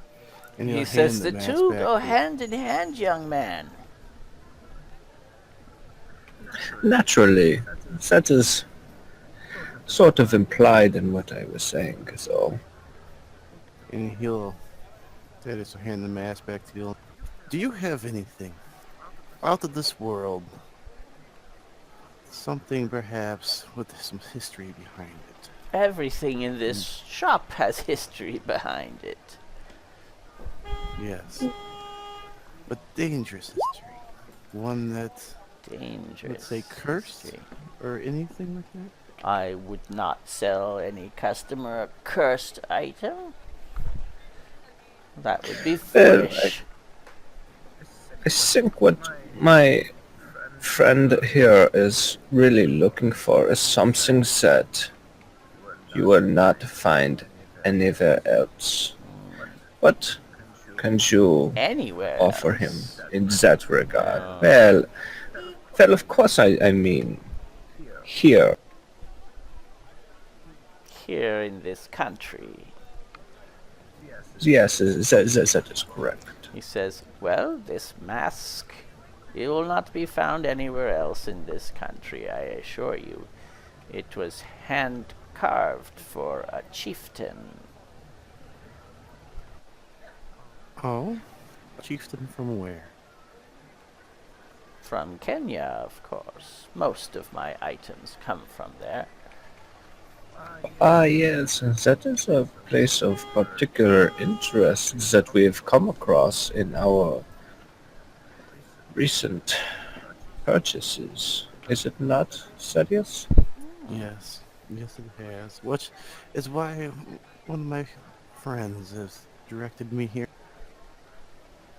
Hmm. The other person who is looking through has kind of finished perusing and has purchased nothing and just walks out of the store.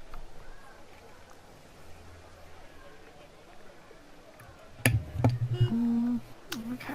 Did he have a particular look about him, or was he just like specifically focused on He his stuff, or was he? he looked like he is probably a little more wealthy than the neighborhood, but not much wealthier. So he didn't look like a very rich person, someone who is more curious than anything and just, picking through things and not finding anything of particular interest and just left without a Okay. word or nod or anything to the proprietor. He just kind of Okay. walked out, and you can see the old man just kind of very briefly glances at him and gives a quick look up and down as the guy goes out, and then just you know put turns his attention back to you.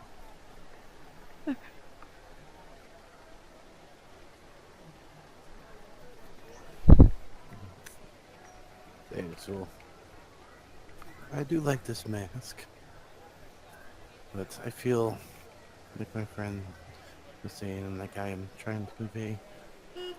It seems that these things are the rage right now, and if I was to have my friends over, I need an item, something that is an eye catcher and worth speaking about as well. Centerpiece. So if you will. don't want the mask, he says. Oh, I didn't say that. I may yet want the mask. But He says, I- well, we'll return it to its place for the time being, and he puts it back on the pedestal.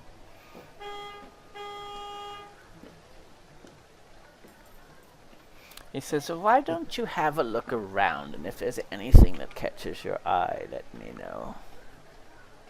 yes.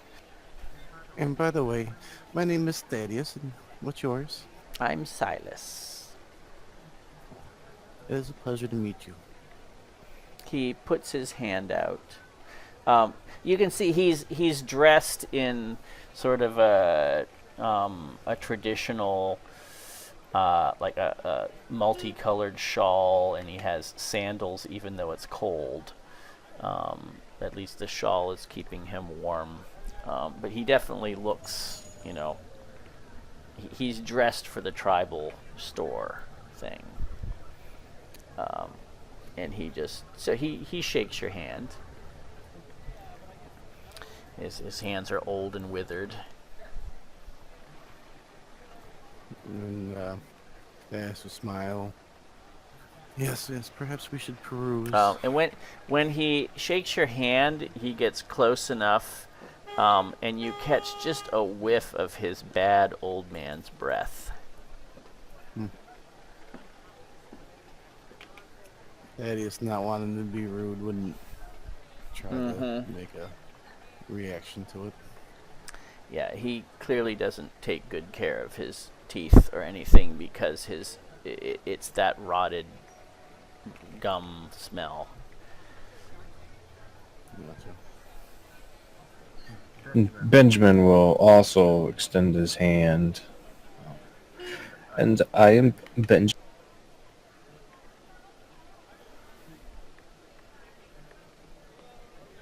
Yes? Sorry, you're cutting out. Benjamin just extends his hand to the old man as well. All right. And I am Benjamin Fact. He takes it and gives it a shake. I can tell very much by the, I don't wish to say age, but the experience that you have is very detailed in your eyes. You can obviously tell is that things that we are looking for we definitely would like something that is so so rare, so hard to find in this country.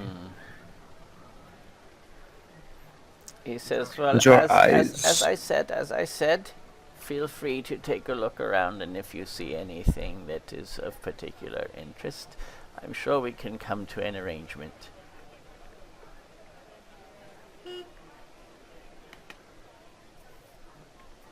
As we're Yeah. talking, Thaddeus will walk towards Natalya, kind of looking around the store. Benjamin will see this and not necessarily take the opportunity to sort of distract the older man, but he just turns to him. So I'm sure that a man of your character and with your taste, I'm sure that you have many stories. What is it that got you into this line of collecting? If you don't mind me asking, that is. He smiles, and he says, "I came here some years ago, and one must make a living." He says, he shrugs. He said, "I still had friends back in the old country. I made arrangements to have things shipped here. My business grew and became successful, enough at least that I can eat and have a humble place to sleep." So you're saying that you have a very personal connection in back in Africa? He says, "I still keep in touch with people who can supply me with the goods you see around me. How else would one conduct business?" And he kind of wrinkles his wrinkled nose a little. I don't wish to prod so very much. I just was curious because you seem like a very shrewd businessman, and as I said, you have much experience as displayed in your eyes. This is just such an impressive and, as I may say, is a very eclectic collection that you have. I see.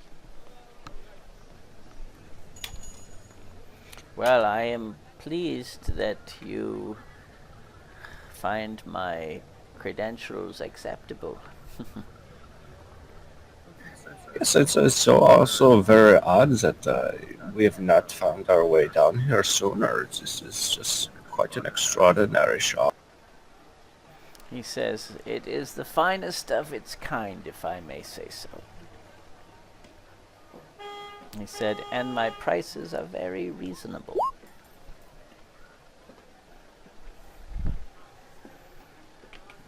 So is there anything in particular here that has an especially not dark history, but just something that has an incredibly deep history to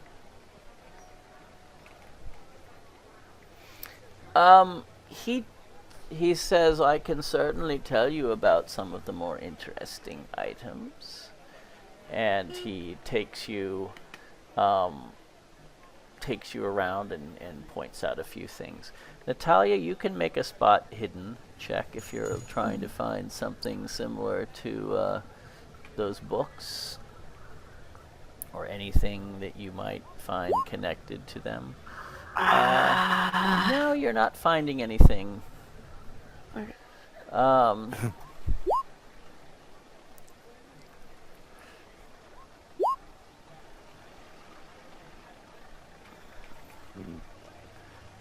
You can push it if you'd like. There will be a consequence for failure. But like knocking stuff over. Yes.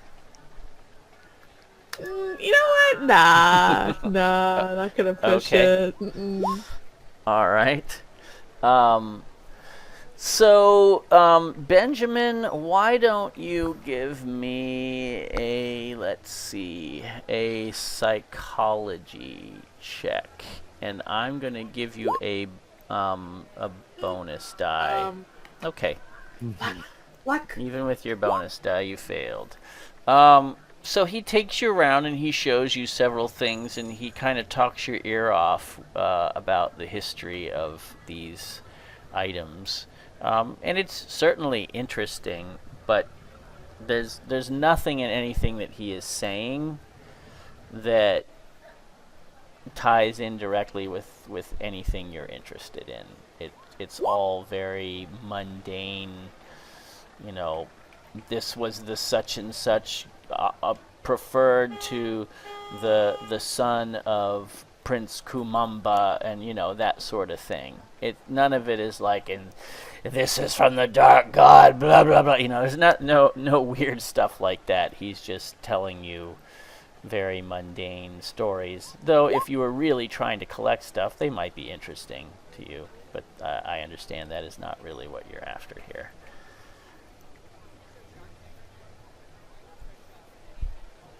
And so Benjamin is just following him around. You can and spend he's listening intently. Yes, you could spend up. You can can? spend up to 5 luck. Just remember that is permanent.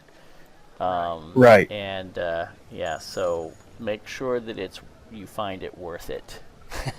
Right. Yeah. Right. It's up right. to you. If you Yeah, want, to do it, you can do it. No. That's 4 luck. That's a lot. Right. Yeah. I didn't think that. I thought, for whatever reason, I was thinking it was only 3. But yeah, I'm not. I don't think I'm going to spend that anyway. Mm-hmm. That's because that is a lot of. Yeah, I think we agreed you can spend up to 5 luck on a failed roll. Okay. So that's kind of taking some time. It certainly is giving Natalya time to look all around and see if she sees anything, but she really doesn't. It all looks rather harmless, and there's nothing particularly sinister among any of the things that you see.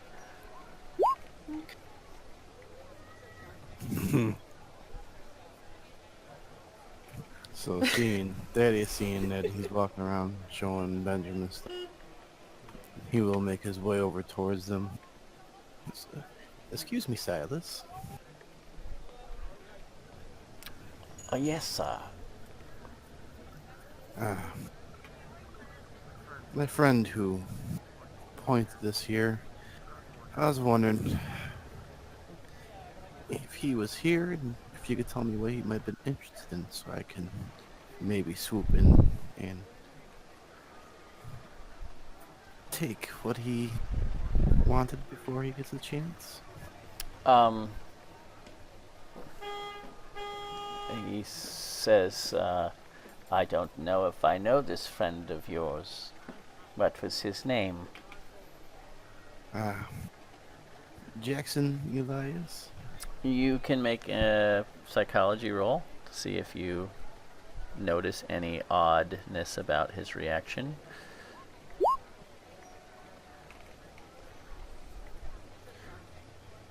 Would that go for Natalya, who's supposed to be? Is she watching? Oh, okay. Yeah, all right. I mean, if she is watching, she can do it. If she's been keeping an eye on okay, looking around. I kind of lost. I wasn't necessarily following. If you two guys were colluding to have her watch while you're asking this question, otherwise she's really looking through stuff while you're asking. Or Natalya, because I don't think you two didn't plan this. So Natalya, No. I'll give you a luck check. If you make a luck check, you happen to be looking in that direction. Success. All right, so you can make the psychology roll. Okay. Okay, so you are successful. Now be aware that especially with a roll like this, you have a you have a bare success, and there's success, hard, and extreme. So only I know what you needed to get an accurate read. So I just want to create the correct expectation anytime you try this kind of thing, because you're looking for a reaction. So the level of success you achieve is sort of also your level of certainty that you're correct. Does that make sense? So if you got an extreme success, you can be pretty sure, unless there's some ridiculously like impossible. If it was impossible, then then you weren't going to get it anyway. But if you achieve an extreme success, you can be pretty sure that your read is correct. With a success, it depends. Your read is that there was no specific reaction to that name. He didn't blink or do anything, to indicate discomfort at that name or even particularly recognition. He does appear to think for a moment, and he says, "Jackson Elias, you say? I'm afraid that name is not familiar to me. You say he was a customer of mine?" Yes, and he even had a business card that on the back he wrote your name down. He says, "That's interesting. I don't have a business card." Oh no, it's not of yours. It's of Mr. Emerson. Emerson Imports. Oh, yes, Mr. Emerson. A good man. Very reliable. Yes, he handles my importing. Yes. That's also how I knew that you had a recent shipment. I see. It begins to make some sense now. He smiles. Yes. He said, "So Mr. Emerson pointed you to my shop. Well, I must remember to thank him the next time I see him." If that's what you want to do. Well, I am always grateful for new business. Yes, I do understand that. However, what my friend Jackson would have been looking for would have been, since it's a kind of a craze sweeping through, as it is now, is something, I guess you could say, of the occult. He says, "Well, many of the items in here could be associated with the occult in some way. It depends on if you're interested in tribal medicine and that sort of thing, witch doctors. I have plenty of things I can show you in that regard. I've shown you some of them already." Yes. This is true, and I'm sure you're familiar with a lot since you do import and perhaps travel there. Yes, I do not travel to Kenya any longer. It's too far a journey for me.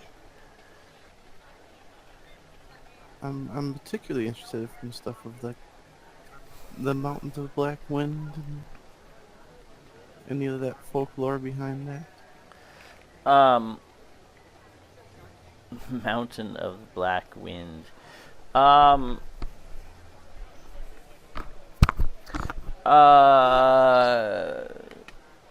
He thinks for a moment and shakes his head with kind of a blank look.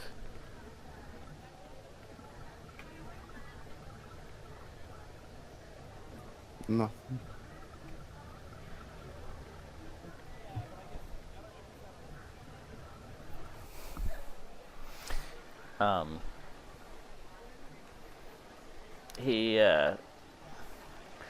He says, "No, he says, I do not travel there myself any longer.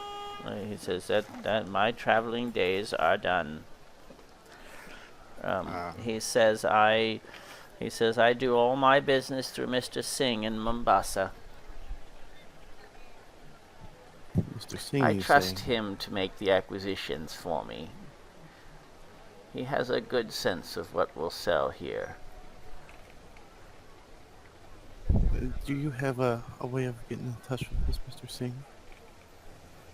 He says, I have, he says, I can certainly send him a letter if need be. And says, but usually that is not necessary except for me to transmit payment. He says, I have understand that. trusted him for years to supply me with the best things he can find, and he has so far not disappointed me. Well, perhaps I could have the mailing address you use? He looks at you and smiles toothlessly, and he said, "You are a shrewd businessman." He says, "No, I'm sorry, I'm not about to give up my source, so you can go directly to him and bypass me." Well, that would not be my intention. However, I would like to know if he would be able to find what I was looking for, and then of course I could have you. He says, "If you Procure it? would tell me, I can certainly pass it on to him, what you're looking for." I see. He says, "Aja will only deal directly with me. It is our arrangement." See, I was kind of hoping, because I do plan on perhaps making a visit to the area, and if... Because I do not yet know exactly what I want, but of course I know it has to do with He the... smiles and he Black says, Wind? "That is quite apparent." Yes. So, I would need like a local expert. Unless you would like to accompany me on my travel. He's oh no. The furthest I travel is down to the corner and back these days. He says, But rest assured, I would greatly reward you if you would be kind enough. So when I do visit, I know where to find him. make a persuade check.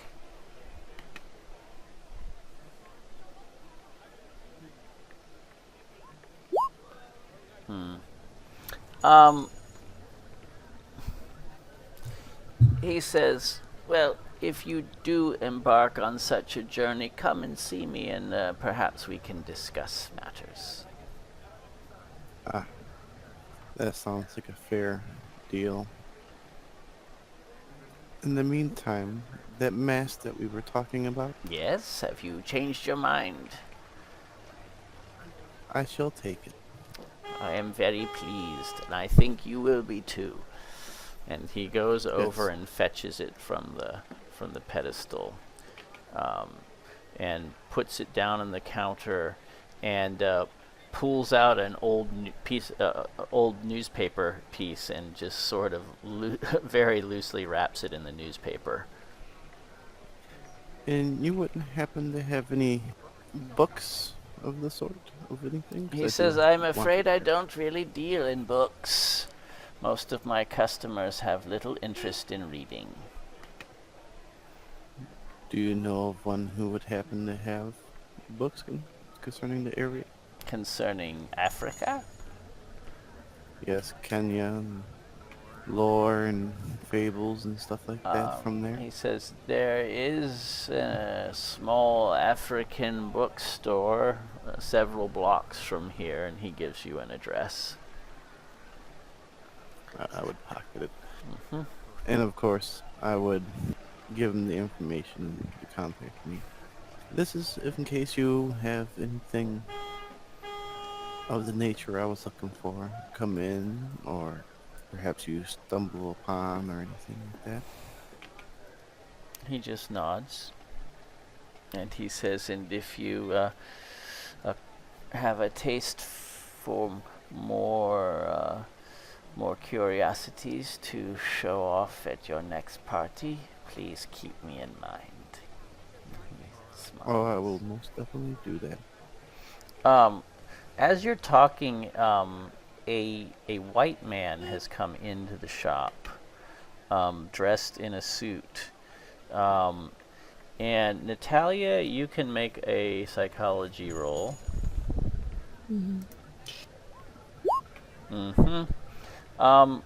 You can tell he's kind of feigning interest in the stuff on the shelves, but it's apparent to you that he's really just loitering and waiting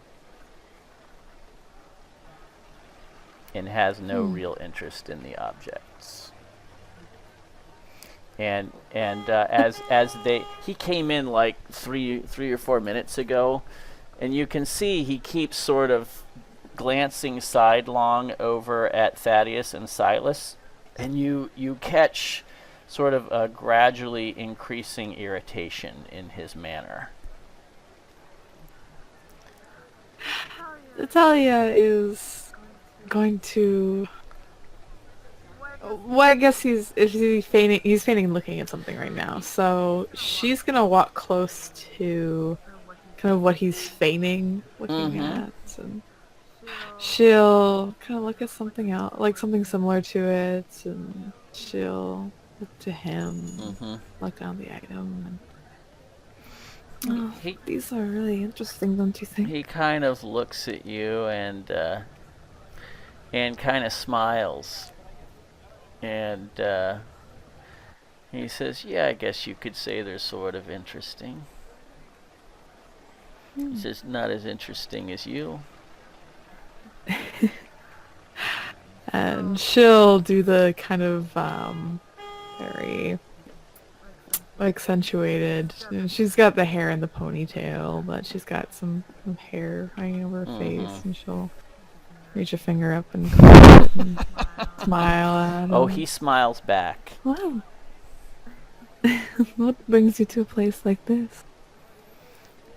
He says, "Well, I sure wasn't expecting to see a pretty broad like you here."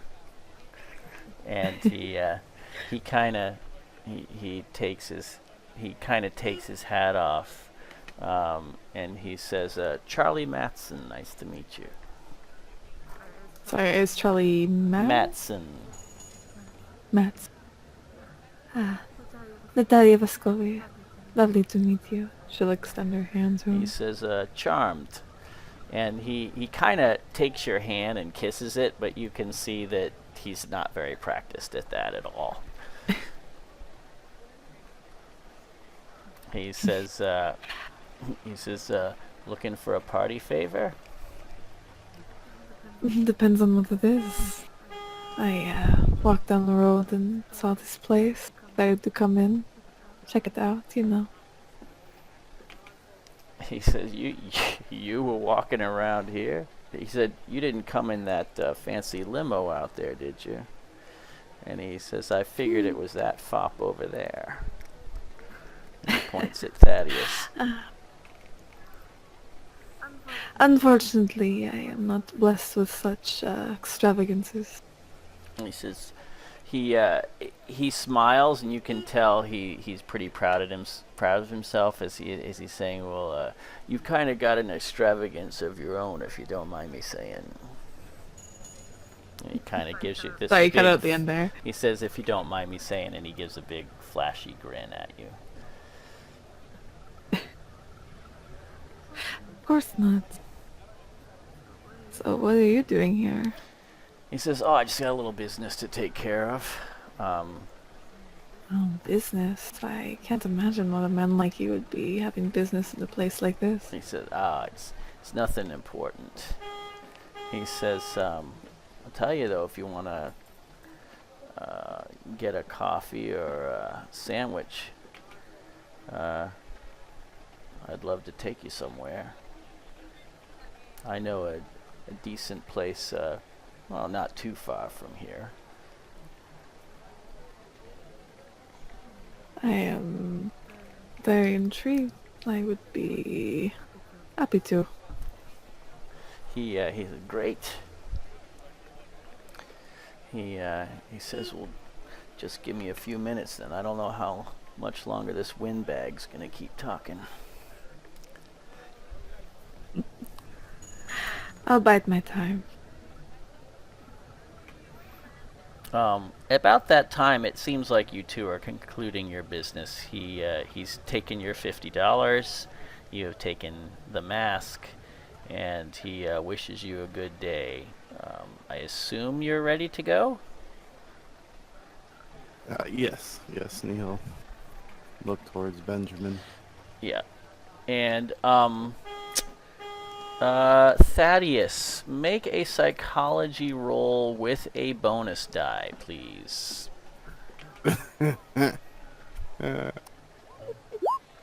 Oh dear. Yeah, you are not the quickest on the uptake, as you can see. Yes, you just see Natalya standing there at a moment when she's just looking at the shelf next to this guy, and you don't think anything of it, and so I would think, indicate to her that it's time to go. Yes. So, Daddy's look at Benjamin. Benjamin, are you ready? Why, yes, of course. It's whenever you are ready, really. Okay, excellent. Well, we should gather Natalya, and this will be on our way. And he'll start walking towards it. Yeah, Natalya. I'm gonna give you you make an intelligence check to see if you can very quickly kind of brush off sort of Thaddeus's. If you can kind of anticipate that Thaddeus is going to mention your name and maybe make a noise or something while he's saying it. Can I push Yes, it? you can. I'm gonna attempt to push it. Okay. Yeah, you kind of, while he's saying Natalya, and they walk on by you, and clearly Thaddeus is thinking that, you should be following him. But the guy next to you at least hasn't at the moment caught on that you are together. So Benjamin and Thaddeus, I'm going to let you both make psychology rolls with a bonus die to see if either of you can catch on that there's something going on over there.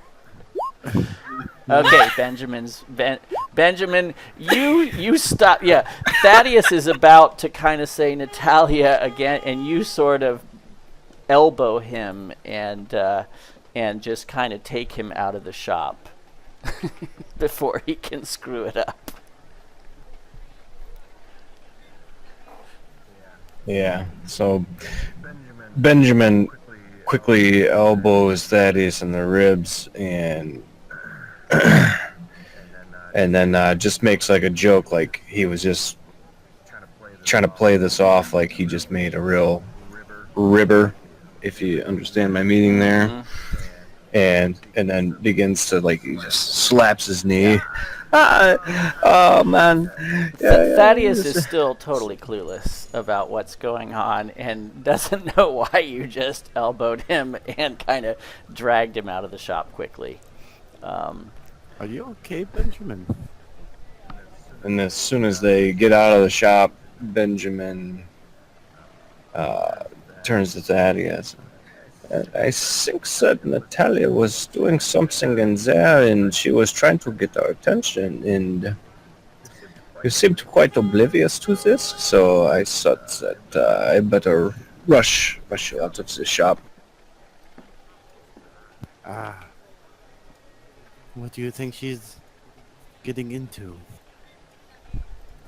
That is very hard to say. You and I were busy talking to the business owner, so very hard to say. Do you think we should wait?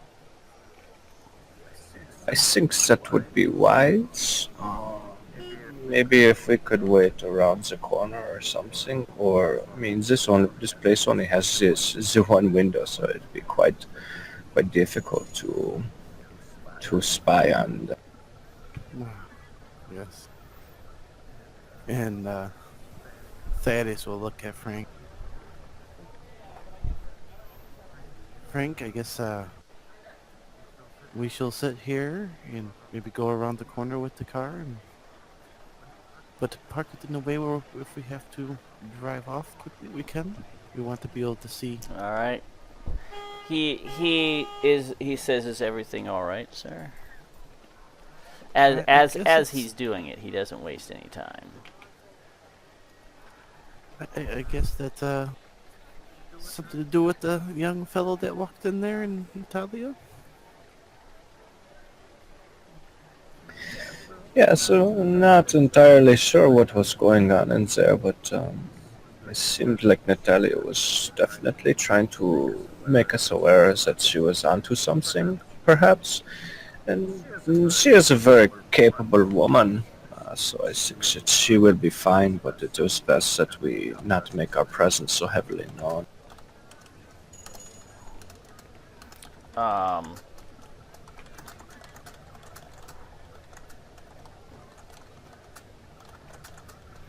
Okay, and this is just for you, Thaddeus. And then he gets you two in the car and drives around the corner. So back in the shop, Natalya, when Charlie sees that they go out, he appears visibly relieved, like he's been very impatient. And he says, "Just give me a minute, doll. I'll be right with you." And he goes over to the counter and kind of tips his hat to Silas, and they have a brief conversation. What do you do during this time, Natalya?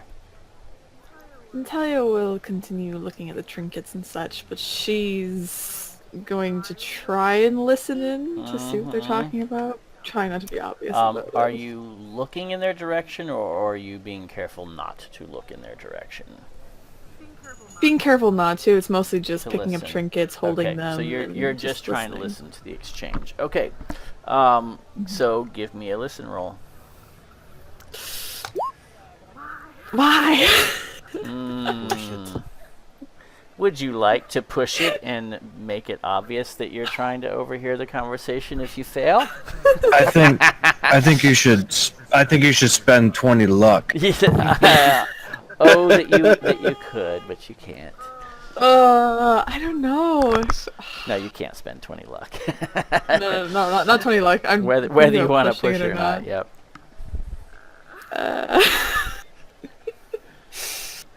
You know what? She won't. All right. Yeah. So you play it safe. Yeah. They have a brief conversation. It really doesn't take long at all. It takes all of maybe 30 seconds, and Charlie comes back, and he says, "How about that lunch?" Yeah, that would be lovely. All right. Thank you. He takes you out of the shop, and you walk down towards Lenox Avenue here, and which is this, and he takes you south along that street, just walking along. It's cold, but it's a nice day. So it's reasonable for all. And you kind of spot the limo kind of parked off down a little bit down the street, kind of in the opposite direction. And I assume you go with him to this have lunch. Okay. You can make a you're not on that page, so let me bring you back so you can. What do I want you to do? I think a spot hidden is appropriate here. Why don't you try that? Nope. Okay. It's all right. So, and there's no pushing on that one. So he takes you to this this shop that it's in Harlem, but it's outside Little Africa. and it's clearly it's a white's shop. Harlem is clearly segregated. There are blacks only shops and whites only shops, and obviously he takes you to a white's one. And so, yep, he sits down and he obviously knows the people, and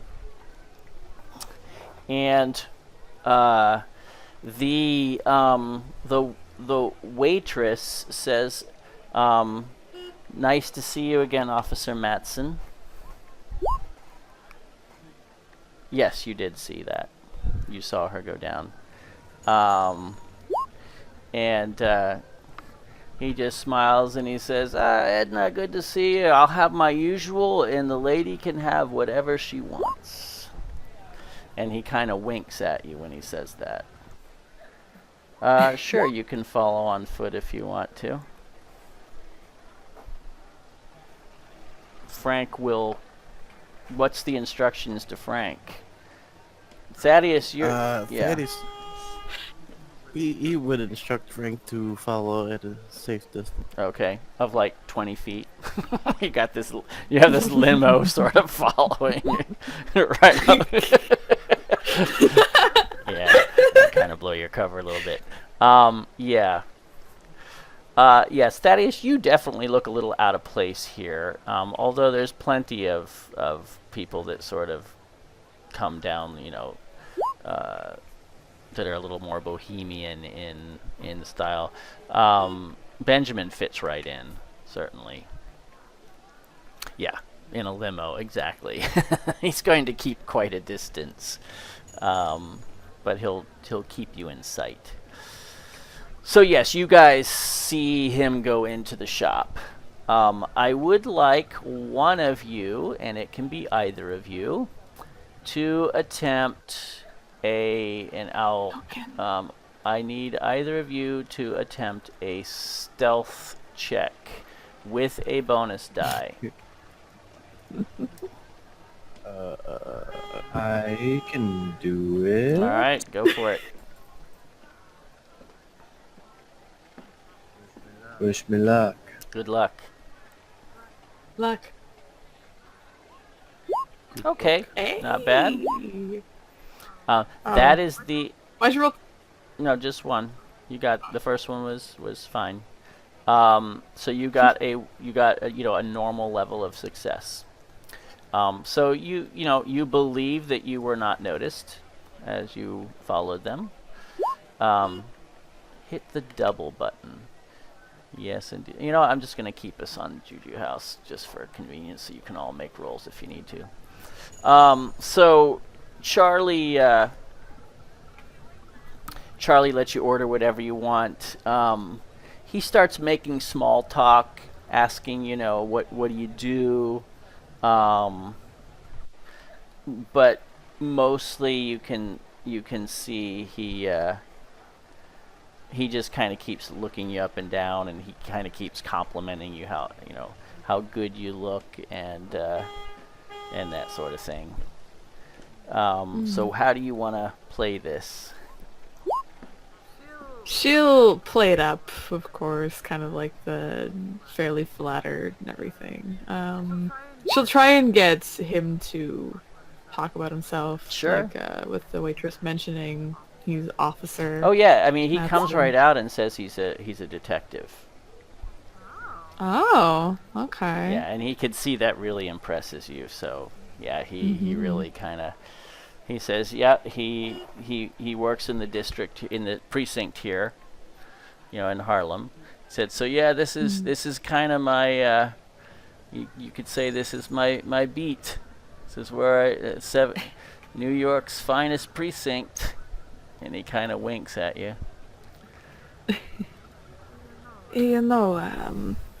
For part of my job, I actually, this might sound funny, I work with the criminally insane, actually. Really? Well, if you ask me, all yes, criminals are insane. At least they're insane to try anything in my precinct, I can tell you that. Yes. What is the? I've run into some fairly interesting individuals. What is the, as you say, craziest person you've encountered? Craziest person I've encountered. Geez, where do I begin? He says a lot of the people around here are crazy. A lot of them come from other countries. They don't know their ass from their elbows, if you ask me. Most of them don't even speak any English. Makes it kind of hard to get much of anything out of them. But Anyone yeah, in he particular? starts telling you some stories about domestic weirdnesses. Somebody that he says, like a woman that killed her husband and had stabbed him like days ago and was still talking to him and seemed completely unaware that she had clearly stabbed him. And he says that's hardly a good defense, in front of a judge. Doesn't fly around here. No. I am wondering, and she's kind of stirring her drink with her straw, and I am wondering, have you heard about these? I've read it in the papers, these ritualistic killings that are going on. The ritualistic killings. You've heard about those, have you? Mm-hmm. He said, yeah, they've kind of made a big splash in the papers. I'm not surprised you've heard of them. He says, Yes. yeah, some, he uses the N word. Some offed a few people around here in a particularly sadistic and brutal way, but he didn't get away for it for long. He's on death row. He's gonna get what's coming to him. Oh. Did you help catch him? He says, I can't officially comment on that, but unofficially, I may have. And he kind of smiles. Really? Then she'll lean into that. So, unofficially, could you tell me how? I get kind of excited about these things. Alright, you're playing a little dangerous game here. He is a detective. Let's have you try a charm roll. Oh no. And I'll give you... Oh, yeah, I was going to give you a bonus die. She's not charming. Yeah, this isn't really your game. Tries to put the straw in her mouth. Yes. Yeah, I mean, he's certainly interested in getting your interest. So, yeah, he says, well, he was kind of caught red-handed, if you know what I mean, caught in the act. He was in the area. Oh. In fact, he had been in the area of the last few of the murders that took place. It just took a little clever detective work to piece it all together.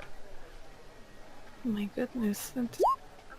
That sounds He terrifying. said, no, I'm not saying I'm the clever detective that put it all together, but, and he leans over and says, I'm not saying it wasn't me either. Well, unofficially, very good job. He says, he winks and he says, I'll be sure to pass that on when I see him. And he can't takes a imagine drink of you. his soda. Yeah, from there, it'll just be more pleasantries, more small talk. I think Natalya's eyes, she's gotten the information she's kind of looking for. Yep. You can make a psychology roll.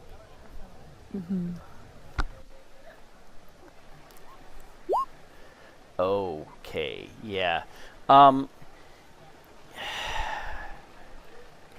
You're getting the feeling that he may not be as duped as you thought he was. He's talking, but you can see the more you talk and the more he talks that he's he seems a little on guard more as the conversation proceeds. And make a spot hidden check. Okay. Nope. Yeah, so you get that feeling. You're getting that increasing feeling of the cornered rat kind of thing, that he starts asking you questions about yourself now, which he really wasn't doing initially. You know, where do you live? What do you do? What's your interest in you know, crime in general and in the murders in particular? She'll kind of explain, basically going back to her when she moonlights as the whole working at the prison, or not the prison, sorry, the asylum, and basically it's actually for some thesis I'm writing. I find it fascinating that people can commit such atrocities and at the same time be appearing perfectly sound of mind. It is interesting to me. Yeah, he says, well, I can tell you I've seen it all. He says, the worst criminal minds don't think they're criminals, they think they're geniuses. They always got a good reason, at least in their own mind, of why they do what they do. They're not the same as you and me. Yes, some of them do indeed have a good reason, to them, have a good reason about why they commit these crimes. Others, they are born with almost defects that they cannot control themselves, they cannot help what they do. At least so they say. And that is what I study.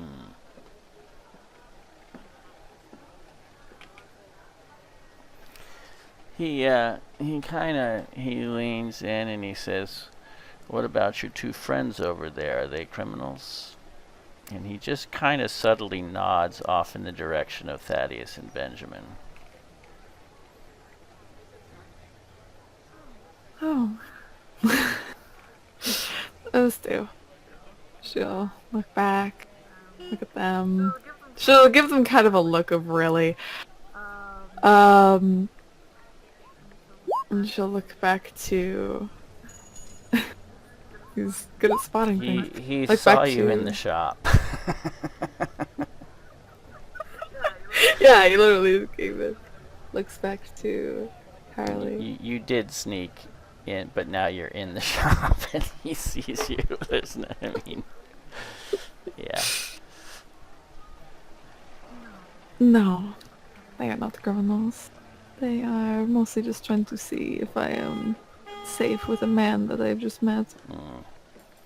He says you're safe with me as long as you're above board. Of course. Always. Depends on the board, though.